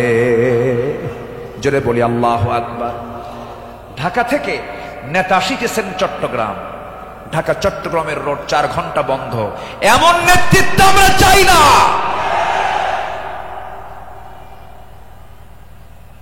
আমরা শাসক দেখতে চাই জনগণের শাসক ঠিক কিনা আমরা কিসের শাসক দেখতে চাই যাকে দেখলে ওমরের কথা মনে হবে যাকে দেখলে আবু বকরের কথা মনে হবে যাকে দেখলে ওসমানের কথা মনে হবে একটা ওমর আল্লাহ পাক তুমি বাংলার জমিনে দিয়ে দাও জোরে বলি আল্লাহুম্মা আমিন সাইয়েদনা আবু বকর সিদ্দিক রাদিয়াল্লাহু তাআলা আনহু খেলাফত মানে কি একটা দেশের তিনি রাষ্ট্রপ্রধান রাতের বেলা তিনি চলে গেছেন হলো প্রতিবেশীর ঘরে কোন প্রতিবেশী যে প্রতিবেশীর স্বামী নাই ছেলে নাই মেয়ে নাই যেই মহিলার তিনি খেদমত করতে গেছেন তার চোখটাও নাই বয়োবৃদ্ধ জ্ঞানবৃদ্ধ একজন নারী সচেতন একজন নারী তিনি তার খেদমত করার জন্য খেলাফতের দায়িত্ব পাওয়ার পরও তিনি চলে গেছেন দরজায় নক করেছেন খেদমত করলেন বের হয়ে আসছেন পরের রাত্রিতে সাইয়েদনা ওমর ফারুক রাদিয়াল্লাহু আনহু তিনি ভাবলেন আমার ভাই আবু বকর তো খেলাফতের দায়িত্ব পেয়েছেন উনি কি খেদমত করতে পারছেন কিনা জানি না উনি চলে গেছেন খেদমত করার জন্য দরজায় তিনি নক করেছেন বুড়িমা আপনার খেদমতের জন্য আমি এসেছি আমি ওমর আসছি কে প্রয়োজন নেই কেন কিছুক্ষণ আগে একজন খেদমত করে চলে গেছে উনি ভাবলেন যে খেদমতটা কে করতে পারে পরপর তিনি 3 রাত ওই বুড়ি মহিলার ঘরের পাশে গিয়ে আড়ালে তিনি দাঁড়ালেন খুঁজে পাচ্ছেন না কখন ঢোকে তাও টের পাওয়া যায় না তৃতীয় রাত্রিতে তিনি বুঝতে পারলেন একটা মানুষ খালি পায়ে ভিতরে ঢুকলো, কিন্তু অন্ধকার তো দেখতে পান নাই। ভিতরে ঢুকে খেদমত করে বের হতে নিলেই পিছন দিক থেকে ওমরে ফারুক তার হাত চেপে ধরেছেন। চেপে ধরেই দেখেন কেউ না, খলিফা আবু বকর সিদ্দিক রাদিয়াল্লাহু তাআলা। তিনি বললেন, আমিরুল মুমিনিন, একটা রাষ্ট্র পরিচালনা করতে নিয়ে কত পরিশ্রম করতে হয়। রাতের বেলা বিশ্রামের প্রয়োজন হয়, দিনের বেলাও পরিশ্রম করেন, রাতের বেলা এমনটা করলে আপনি অসুস্থ হয়ে পড়বেন, অন্তত আমাদের কিছু খেদমতের জন্য আমাদের কিছু কাজ রেখে দেন। তিনি বলছেন, ভাই ওমর, হাসরের ময়দানে আমার আমলনামা তোমার পিঠে যাবে না, আমার কাজ আমাকে করতে দাও। মৃত্যুর দিন পর্যন্ত তিনি ওই মহিলার খেদমত করে তিনি দুনিয়া থেকে বিদায় নিয়েছেন। দ্বিতীয় খলিফা ওমর ফারুক রাদিয়াল্লাহু তাআলা যখন খেলাফতের দায়িত্ব পেলেন, ওই মহিলা জানেন না প্রথম খলিফা ইন্তেকাল করেছেন। খেলাফতের দায়িত্ব যেদিন পেয়েছেন সেই দিনই রাত্রেবেলায় ওমর ফারুক তিনি চলে গেছেন মহিলার ঘরে, দরজায় নক করে ভিতরে ঢুকেছেন। মহিলা জানেন না খাদেম চেঞ্জ হয়েছে। ভিতরে তিনি সব কাজগুলো করলেন, রান্না বান্না করে দিলেন, কাপড় চোপড় ধুয়ে দিলেন, খাবার দাবার ধুয়ে দিয়ে পরিষ্কার করে তিনি বের হয়ে আসলেন। মহিলা অন্ধ মানুষ, বসেছেন খাবার খেতে, সামনে খেজুর নিয়ে যখন বসেছেন, খেজুর একটা মুখে নেওয়া মাত্রই দাঁতের নিচে যখন খেজুরের বিচি যখন পড়ে গেছে, সঙ্গে সঙ্গে মহিলা বলতেছেন, ইন্না লিল্লাহ। তিনি চোখের পানি ফেলে দিয়া কেঁদে কেঁদে বলতেছেন, বুঝতে পেরেছি আমার আসল খাদেম আবু বকর আর দুনিয়াতে নাই। আমার আবু বকর যখন আমার খেদমত করতে আসতো, যখন সে খেজুরগুলো আমাকে ধুয়ে দিত, শুধু খেজুর শুধু ধুয়ে দিত না, খেজুরগুলো ধুয়ে ভিতরের যে বিচিগুলো আছে বিচিগুলো সরায়া আমার সামনে রেখে দিত, যেন আমার খেতে কোনো কষ্ট না হয়। জোরে বলে সুবহানাল্লাহ, আরো জোরে বলে সুবহানাল্লাহ। শাসক ছিলেন, শাসকের কাতারে থেকেও তারা নিরহংকারী হয়ে জনগণের সেবা করেছেন। আল্লাহু আকবার বলে। সাইয়েদনা ওমর ফারুক রাদিয়াল্লাহু তাআলা আনহু, তিনি যেদিন শাসনভার তার কাছে আসে, তার কাঁধে যখন আসে, সেই দিন থেকে নিয়ে শুরু করে মৃত্যুর দিন পর্যন্ত কোন রাত তার পিঠটা তার বিছানার সঙ্গে লাগাতে দেননি। দিন দিন শুকায় যাচ্ছিলেন। বলা হলো, আপনি শুকায় যাচ্ছেন কেন? তিনি বললেন কেঁদে কেঁদে, তোমরা আমাকে এমন দায়িত্ব দিয়েছো যে দায়িত্ব আমাকে স্বাস্থ্যহীন বানিয়ে দিয়েছে। পরকালীন জবাবদিহিতা, পরকালীন জবাবদিহিতার অনুভূতি ছাড়া একটা শাসক কখনো ভালো হতে পারে না। আসতে বলবেন না, জোরে বলুন ঠিক কিনা? অতএব সেই গদির সমস্যার সমাধানের জন্য আমরা চাই যোগ্য, সৎ, আল্লাহওয়ালা, কোরআন প্রেমিক একজন শাসক আমরা চাই। আল্লাহ কবুল করুন, আল্লাহ কবুল করুন। এই কথাটা কেন বললাম? কারণ এখন যে সরকারটা আছে এটা কি স্থায়ী না অস্থায়ী? এজন্য আলোচনার মধ্যে এই ফাঁকে এই কথাটা একটু বলে ফেললাম। সম্মানিত ভাইয়েরা, আমার সময় তো ফুরে যাচ্ছে, আমাকে শেষ করতে হবে। শেষ কি করে দেব? আলোচনা চলুক, হুজুর মরুক। জি, জোরে বলি ইনশাআল্লাহ।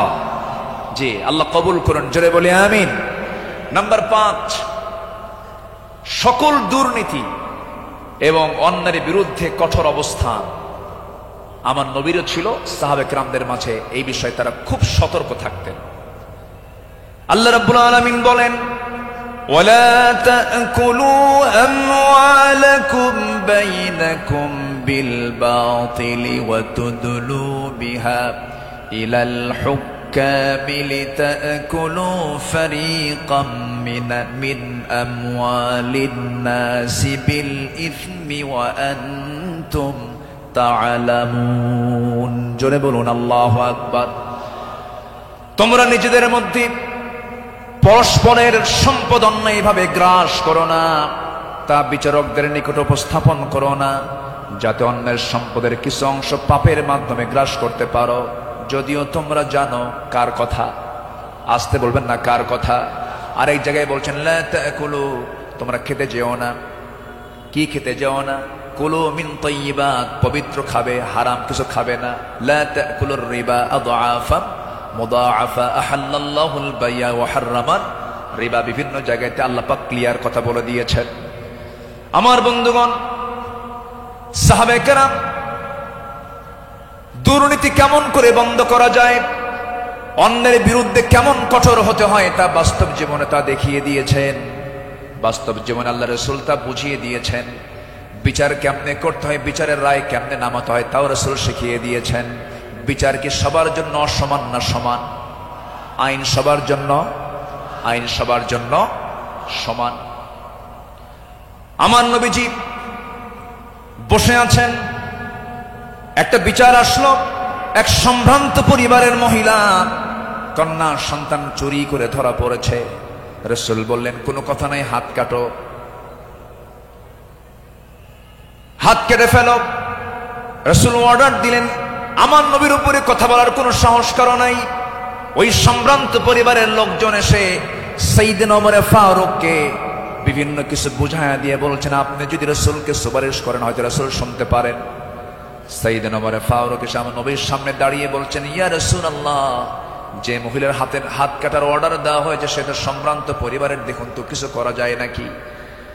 আমার নবীজি সেই সময় আল্লাহর কসম করে বলেন, আল্লাহি, হে আমার ওমর, আল্লাহর কসম করে বললি, আল্লাহর কসম করে বলছি, এই চুরিটা যদি ওই সম্ভ্রান্ত পরিবারের মেয়ে ফাতিমা না হয়ে যদি কলিজার টুকরা মেয়ে আমার ফাতিমা বিনতে মুহাম্মদ হতো, যদি এটা প্রমাণ হয়ে যেত, লাকাতাতু ইয়াদাহা, আমি রাসূল নিজে তার হাতটা ধরে কেটে দিতাম। আল্লাহু আকবার। দুর্নীতির কোনো সুযোগ সেই সমাজে ছিল না, কারণ যারা বিচার করেছেন তারা ছিলেন হলো সৎ বিচারক। আমরা সৎ শাসক, সৎ বিচারক দেখতে চাই। আর সৎ শাসক এবং সৎ বিচারক সৃষ্টি তখনই হতে পারে যারা কোরআন সমাজে চায়। যারা সমাজে কি চায়? কোরআন চায়। সাইয়েদনা ওমর ফারুক রাদিয়াল্লাহু তাআলা আনহু, যে সময় তিনি খলিফাতুল মুসলিমিন, ইরাকের গভর্নর ছিলেন হলো আবু মুসা আশআরী রাদিয়াল্লাহু তাআলা আনহু। তিনি করলেন কি, তিনি একদিন মদিনায় এসে সাইয়েদনা ওমর ফারুক রাদিয়াল্লাহু আনহুর জন্য এবং তার স্ত্রী আতিকা রাদিয়াল্লাহু আনহার জন্য কিছু কাপড় চোপড় উপঢৌকন স্বরূপ নিয়ে আসলেন। নিয়ে এসে তার সামনে দাঁড়িয়ে বলছেন, আমিরুল মুমিনিন, আপনার জন্য এই যে আপনার জন্য কিছু কাপড় উপঢৌকন নিয়ে এসেছি। তিনি মুচকি হাসি মারলেন। মুচকি হাসি মেরে বললেন, আমার গভর্নর আবু মুসা আশআরী, তুমি আমার জন্য এই যে উপঢৌকনগুলো নিয়ে এসেছো, হাদিয়া নেওয়া সুন্নত, হাদিয়া দেওয়া সুন্নত, তাহাদু তাহাব্বু, ভালো কথা, এটা সাধারণ ব্যক্তিদের মাঝে হতে পারে, কিন্তু আমি শাসক, আমি যদি আজকে তোমার এই উপঢৌকন গ্রহণ করি, ঘোষের পর্যায়েও যেতে পারে, আমি এটা গ্রহণ করব না। আল্লাহু আকবার বলেন। তিনি না গ্রহণ করে তার হাদিয়াটাকে, উপঢৌকনটাকে তিনি ফেরত দিয়েছেন। শাসকের কাতারে থেকে এমন উপঢৌকন নাও আমি জায়েজ মনে করি না, বললেন ওমর ফারুক রাদিয়াল্লাহু তাআলা আনহু। আল্লাহু আকবার। সম্মানিত ভাইয়েরা, সম্মানিত বন্ধুগণ, নাম্বার 6 হলো নির্ভীকতা এবং মহান আল্লাহর উপরে দৃঢ় তাওয়াক্কুল করা। এটা ছিল আমার নবী এবং সাহাবে কেরামদের সারা জীবনের আমল ছিল। জীবনে তারা চুল পরিমাণ কোনো ভয় পান নাই। আমরা কি ভয় করব কাউকে? কাকে ভয় করব? আল্লাহ ছাড়া কাউকে ভয় করা জায়েজ আছে? আল্লাহকে ছাড়া কাউকে ভয় করা কি জায়েজ আছে? আমার নবীজি কোন এক যুদ্ধের ময়দানে যাবেন, একটা গাছের নিচে তিনি শুয়ে পড়লেন। বাবলা গাছ, বাবলা গাছের ডালে তরবারি রেখে তিনি বিশ্রাম নিচ্ছিলেন। হঠাৎ করে এক বেদুইন এসে আমার নবীর সেই তলোয়ারটা তার হাতে তুলে নিয়ে বলতেছে, মুহাম্মদ, আমার হাতে তোমার জীবন, আমি তোমাকে এখন হত্যা করতে পারি। এই কথা বলা মাত্রই বলতেছে, এখন তোমাকে কে বাঁচাবে? বেদুইন বলছে, তোমাকে এখন কে বাঁচাবে মুহাম্মদ? আমার নবীজি বলেন, আমাকে বাঁচাবেন আমার আল্লাহ, আমাকে বাঁচাবেন আমার আল্লাহ, আমাকে বাঁচাবেন আমার আল্লাহ। 3 বার রাসূল যখন বললেন, ওই বেদুইনের হাত থেকে তরবারি থরথর থরথর করে পড়ে গেল। আমার নবীজি দৌড় মেরে গিয়ে সেই তরবারি হাতে নিয়ে বললেন, বেদুইন, এখন তোমাকে বাঁচাবে কে? আমি তো আল্লাহর কাছে আশ্রয় নিয়েছি, আল্লাহ আমাকে বাঁচাবে, এখন তোমাকে কে বাঁচাবে? বেদুইন তার চোখের পানি আটকাতে না পেরে আমার নবীর সামনে দাঁড়িয়ে বলছে, আপনি সত্যি আল্লাহ রাসূল, আপনি আমাকে পড়িয়ে দেন লা ইলাহা ইল্লাল্লাহ, ফাইদা আযামতা ফাতাওয়াক্কাল আলাল্লাহ ওয়া কাফা বিল্লাহি ওয়াকিলা ইন্নাল্লাহা ইউহিব্বুল মুতাওয়াক্কিলিন ওয়া মান ইয়াতাওয়াক্কাল আলাল্লাহ ফাহুয়া হাসবুহ। যে ব্যক্তি আল্লাহর প্রতি তাওয়াক্কুল করবে আল্লাহ তার জন্য যথেষ্ট হয়ে যান। আমাদের ভরসা রাশিয়া নয়, আমেরিকা নয়, ইন্ডিয়া নয়, চায়না নয়। আমাদের কারো প্রতি ভরসা করার দরকার না, আমাদের ভরসা কে? আসতে বলবেন না তিনি কে? আমাদেরকে বাঁচাবেন তিনি, যার হাতে আমাদের প্রাণ, তিনি সে আল্লাহ আমাদেরকে বাঁচাবেন। আল্লাহ কবুল করুন, জোরে বলি আমিন। ইসলাম গ্রহণ করেছেন 40 নম্বরে, 41 নম্বরে সাইয়েদনা ওমর ফারুক রাদিয়াল্লাহু তাআলা আনহু।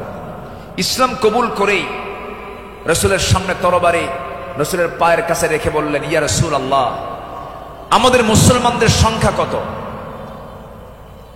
আমার রাসূল বললেন, ওমর, সাহাবীর সংখ্যা মাত্র 40 জন, 40 থেকে 41 জন। সাইয়েদনা ওমর ফারুক বলেন, এটাই বিশাল সংখ্যা। আজকে আমরা কাবার চত্বরে গিয়ে প্রকাশ্যে ঘোষণা করব লা ইলাহা। কোন সাহাবী বললেন? বলেন বলেন কোন সাহাবী? আজকে তো এক সাহাবীর ইতিহাসটা একটু বেশি টানলাম, প্রসঙ্গটা চলে আসলো। তিনি বলে ফেললেন, কি পরিমাণ সাহস হতে পারে! সাহসের পিরামিড সাইয়েদনা ওমর ফারুক দিয়ে প্রকাশ্য রূপে সামনে ঘোষণা করলেন, কে আছো আমার সামনে আসো, লা ইলাহা। তরবারি হাতে দৃপ্ত পদক্ষেপে আল্লাহু আকবার ধ্বনিতে মুখরিত করে আকাশ বাতাস সামনের দিকে যেতে লাগলেন। আবু জেহেল হতভম্ব হলো। আবু জেহেল মনে মনে ভাবলো, পাঠালাম কি জন্য, আর হয়ে গেল কি? সাইয়েদনা ওমর ফারুক রাদিয়াল্লাহু তাআলা এত সাহসী ছিলেন, সেই বজ্র কণ্ঠের ওমর এখনো দরকার আছে না নাই? সেই বজ্র কণ্ঠের ওমর এখনো দরকার আছে না নাই? নতুন বাংলাদেশ তৈরি করার জন্য ওমর প্রয়োজন, আবু বকর প্রয়োজন। আমরা আবু বকরের মতো দৃঢ়চেতা হব, ওমরের মতো সাহসী হব, ওসমানের মতো ধৈর্যশীল হব, আলীর মতো লড়াকু সৈনিক হয়ে বাতিল শক্তির মোকাবেলায় আমরা ঝাঁপিয়ে পড়ব প্রয়োজনে। রাজি আছেন কারা কারা? হাত উঁচু করে দেখান মুসলমান।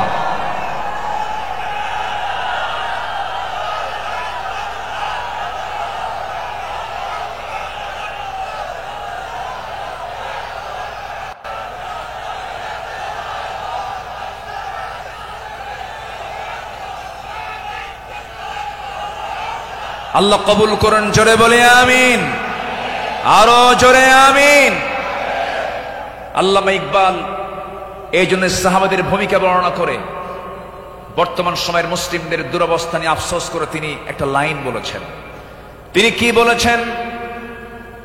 সফহা ওয়ারসে বাতিল কো মিটায়া কিসনে, নোয়ে ইনসান কো গুলামি সে ছুড়ায়া কিসনে, मेरे काबे को जमीनों से बचाया किसने, मेरे कुरान को सीनों से लगाया किसने, थे तू अबाओ तुम्हारे ही मगर तुम क्या हो, हद पर हद दहरे मुंतजरे फरदा हो।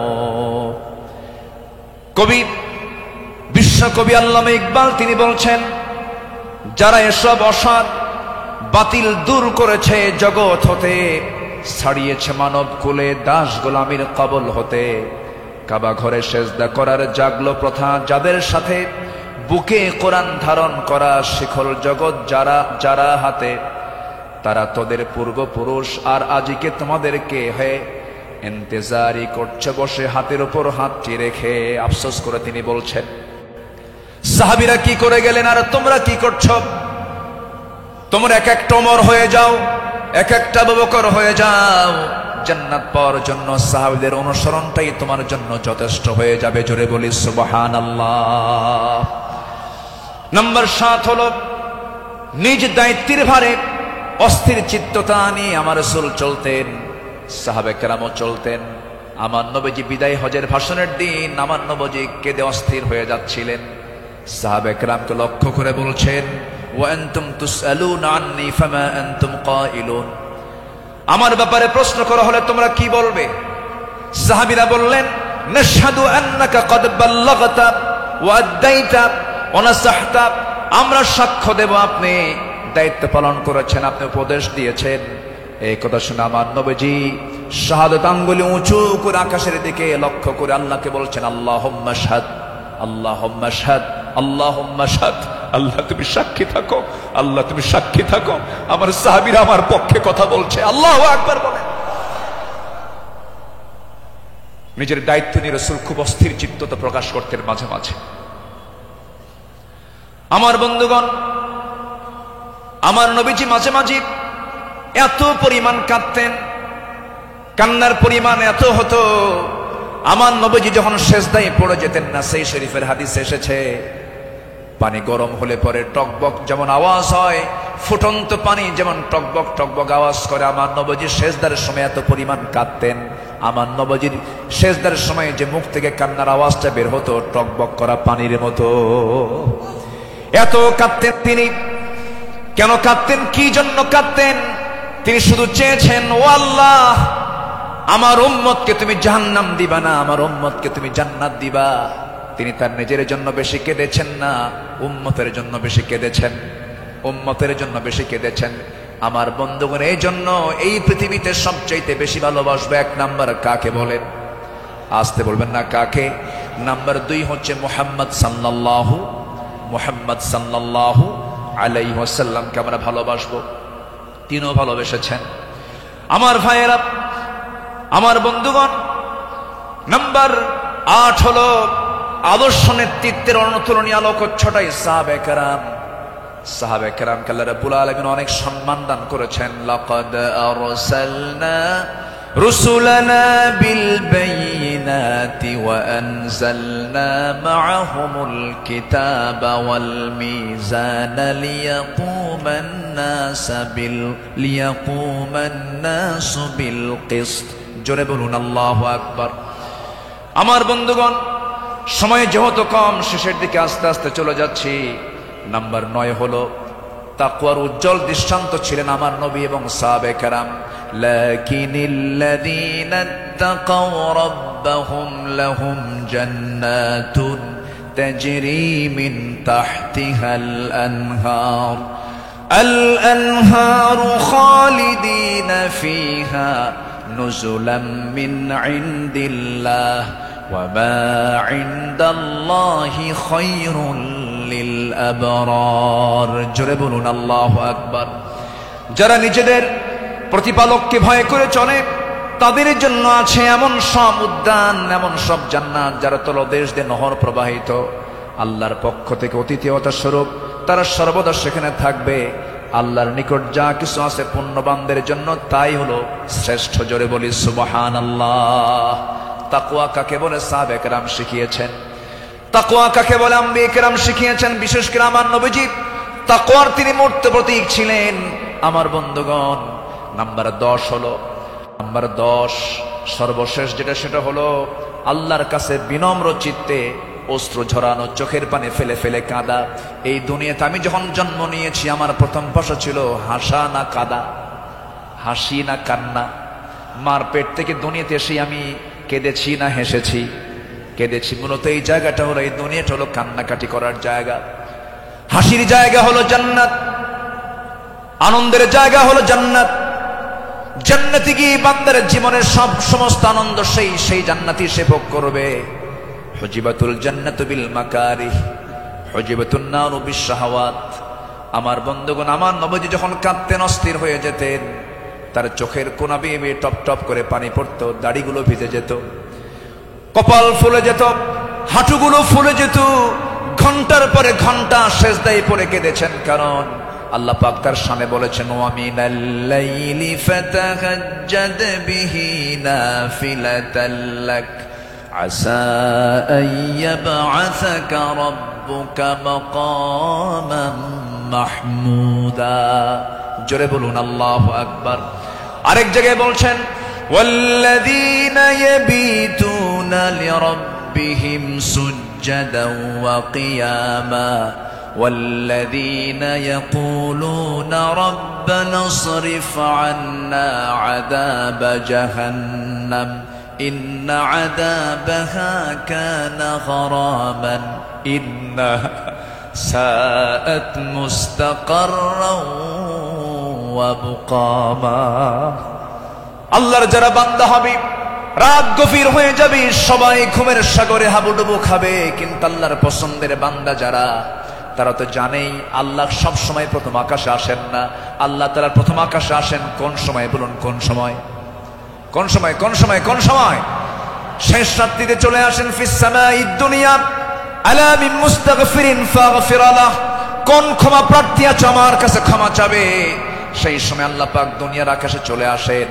আল্লাহর পছন্দের বান্দা এই চান্সটা ছেড়ে দেন না শেষ রাত্রে উঠে চোখের পানি ফেলে শিশুর মতো যারা কান্দাকাটি করবে আল্লাহর কাছে যারা রোনাজারি করবে আপনি কি জানেন 7 সমুদ্রের পানি দিয়ে জাহান্নাম নিভতে পারে না কিন্তু বান্দা যদি আল্লাহর ভয়ে এক ফোঁটা চোখের পানি ফেলতে পারে এক ফোঁটা চোখের পানি 7টা জাহান্নামকে নিভায়া দিতে পারে আমরা কাঁদবো কার কাছে আসতে বলবেন না কাঁদবো কার কাছে পৃথিবীতে কান্নাকাটি করার জায়গা কয়টা বলেন কয়টা জায়গা এক জায়গা কার কাছে আল্লাহর কাছে আমরা চোখের পানি ফেলে ফেলে কাঁদবো আল্লাহর কাছে আমরা রোনাজারি করব পৃথিবীর মানুষের কাছে কাঁদবেন কেউ বলবো ফিনাতে এমনি কান্দে কোন একটা লক্ষ্য আছে মতলব খারাপ কত কি বলবে স্বামী তার বউয়ের কাছে কাঁদবে বউ তার স্বামীর কাছে কাঁদবে ছেলে বাবার কাছে কাঁদবে বাবা ছেলের কাছে কাঁদবে সেখানে কিছু স্বার্থ থাকতে পারে কিন্তু বান্দা যদি শুধুমাত্র আল্লাহর জন্য কাঁদতে পারে আল্লাহ রাব্বুল আলামিন তার বান্দার সেই কান্নার পরিপূর্ণ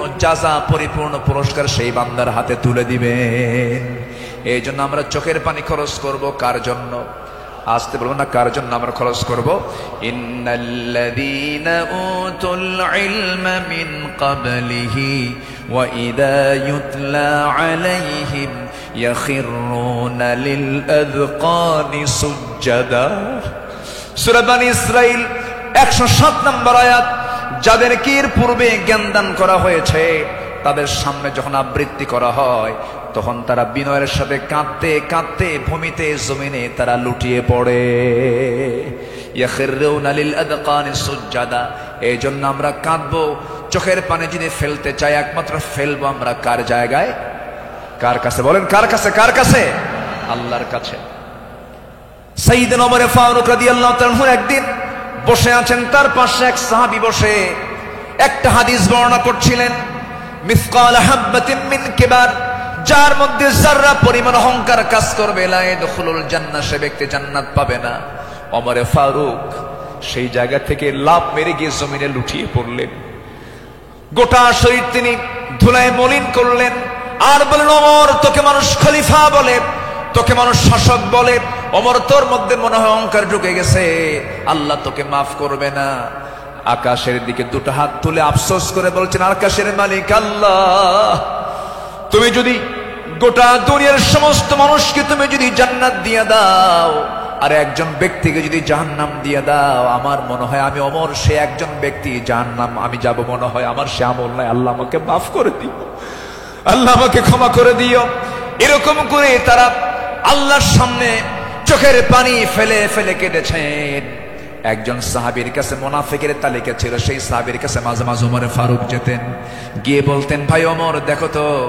মুনাফিকের তালিকার মধ্যে আমি ওমর আমার নামটা আছে নাকি আমার নামটা আছে নাকি সাহাবী বলতেন ভাই ওমর আপনার নাম থাকবে কেন আপনি তো জান্নাহ ওমর ফিল জান্নাহ তিনি উত্তরে বলতেন ভাই রে আমার মন বলছে কেন যেন মনে হয় আমি কি মুনাফিকের কাতারে চলে গেলাম কিনা কি চিন্তা তাদের মধ্যে কাজ করতো কার ভয় কার ভয় কার ভয় আসতে বলবেন না কার ভয় সবাই কি তাহাজ্জুদের নামাজ পড়তে রাজি আছেন 5 ওয়াক্ত নামাজ পড়ার দরকার নাই হ্যাঁ কি দরকার আছে কিনা বলেন তাহলে 5 ওয়াক্ত নামাজও পড়বো এবং স্পেশাল অফার ওই সময় চোখের পানি ফেললে বান্দার কোনো দোয়া মিস হয় না সেটা হচ্ছে কি ওয়াল্লাযীনা ইয়াবিতুনা লিরাব্বিহিম সুজদান ওয়া কিয়ামা যারা রাতটা কাটায় দেয় রুকুতে এবং সিজদার মধ্যে কার কাছে 5 ওয়াক্ত নামাজ পড়বেন কারা কারা একটু হাত উঁচু করে দেখান তো বলি দেখি জোরে বলি ইয়া আল্লাহ আরো জোরে ইয়া আল্লাহ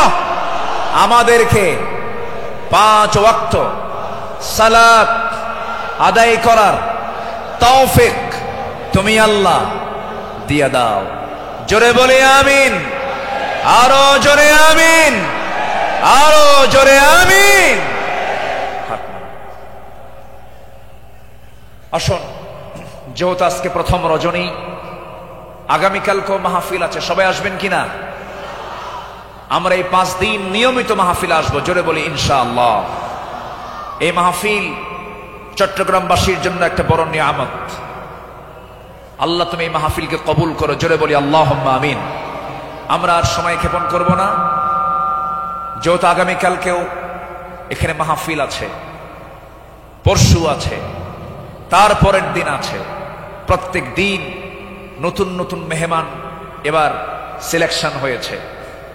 কুল্লু জাদীদুন লাযীযুন, আসবেন, এক একটা ফুলের এক একটা ঘ্রাণ আপনারা নেবেন ইনশাআল্লাহ। আল্লাহ পাক এই মাহফিলকে কবুল করুন, এই মাহফিলের কমিটির বৃন্দের সকল খেদমতকে আল্লাহ পাক কবুল করুন। অধ্যক্ষ মোহাম্মদ তাহের সাহেব আমার বাম পাশে বসা, আল্লাহ তুমি তার সকল খেদমতকে তুমি আল্লাহ কবুল করে নাও। আর আমি সময়টা না বাড়িয়ে, সময় ক্ষেপণ না করে, আসুন সোজা আমরা এখন দোয়ার দিকে যাব। আমরা চাইবো কার কাছে? চাইবো কার কাছে? সবাই একটু তাশাহুদের সুরতে বসে পড়ি, একটু বিনয়ী হয়ে আমরা আল্লাহর কাছে চাবো, আল্লাহ যেন আমাদের জিন্দেগীর সকল গুনাহগুলোকে মাফ করে দেন। সবাই বলে সুবহানাকা আল্লাহুম্মা ওয়া বিহামদিকা আশহাদু আল্লা ইলাহা ইল্লা আনতা আস্তাগফিরুকা ওয়া আতুবু ইলাইকা।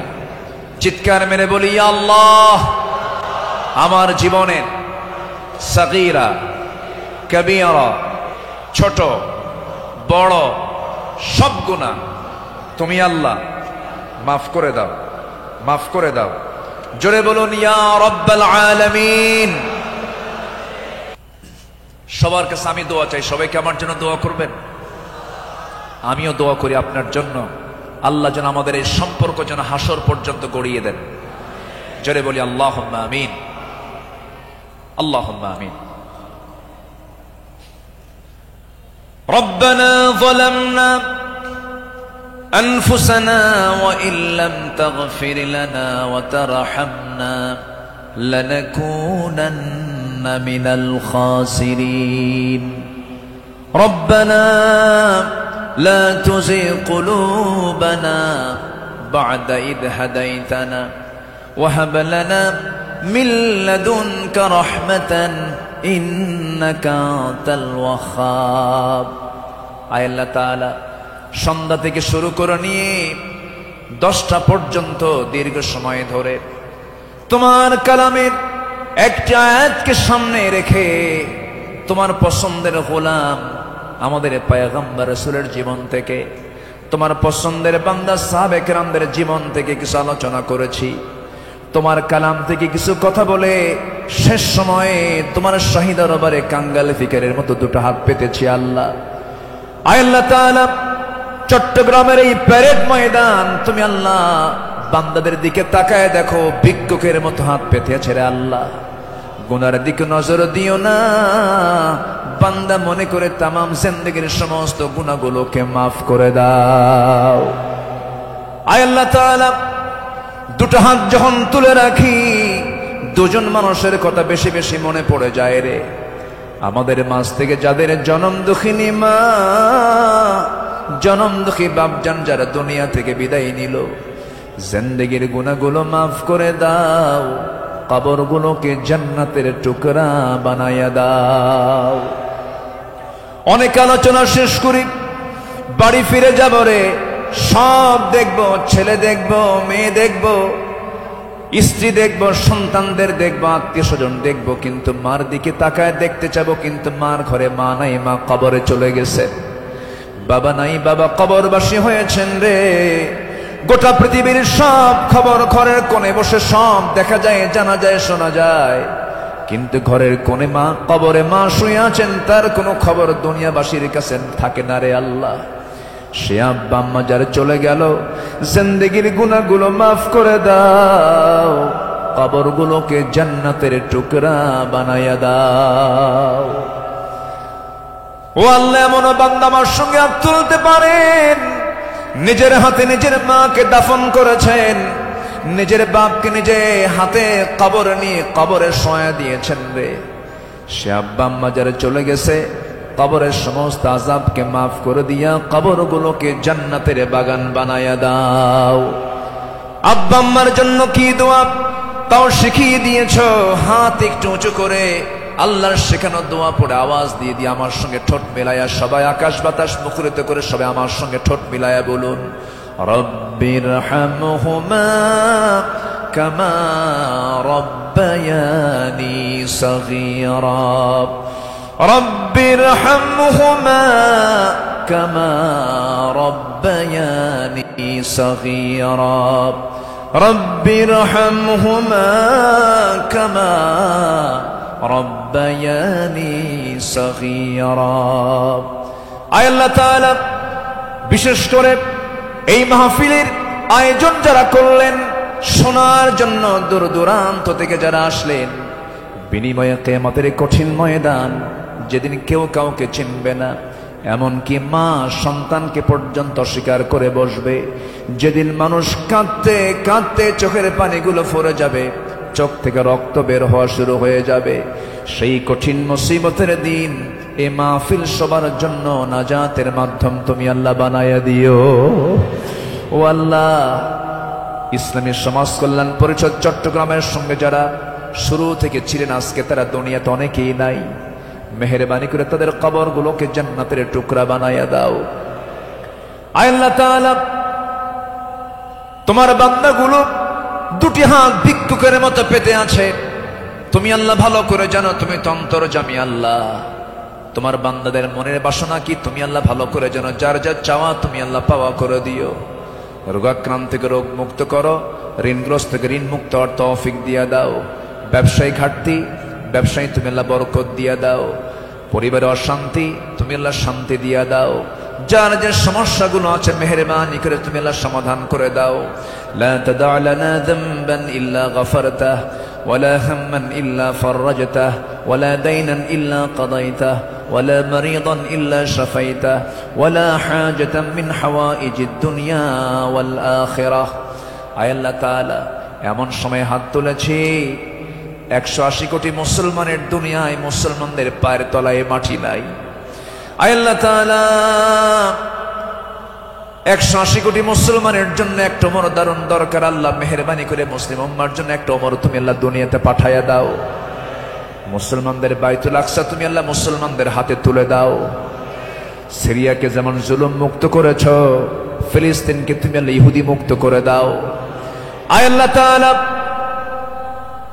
তোমার দরবারে প্রার্থনা করছি, বেঁচে থাকলে এই চেয়ারে বসে যিনি কথা বলতেন, সেই পাখিটাকে আমরা হারিয়ে ফেলেছি। আল্লাহ,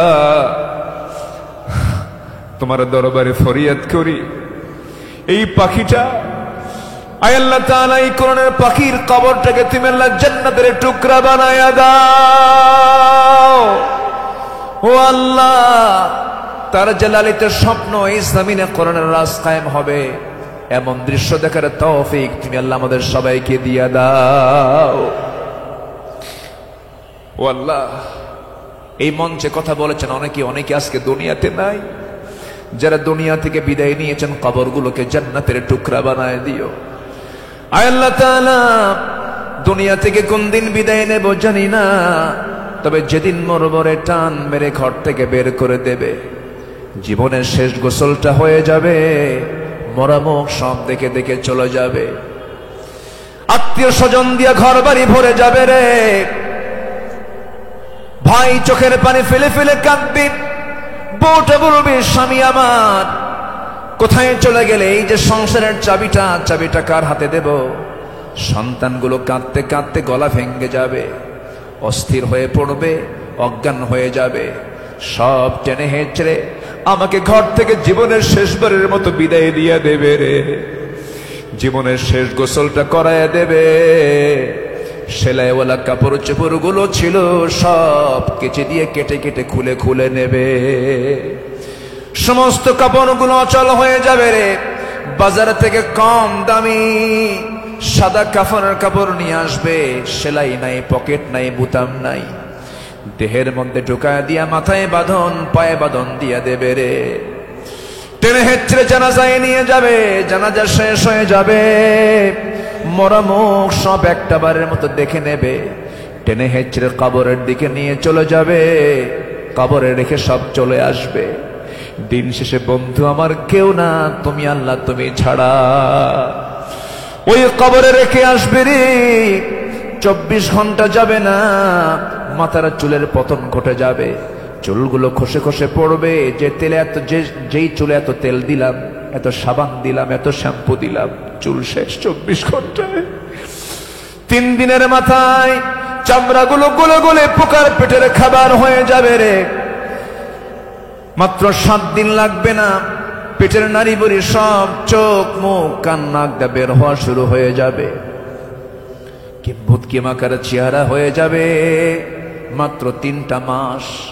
যদি কেউ কবর খনন করে দেখতে যায়, কয়েকটা হাড় হাড্ডি ছাড়া কিছুই খুঁজে পাওয়া যাবে না রে আল্লাহ।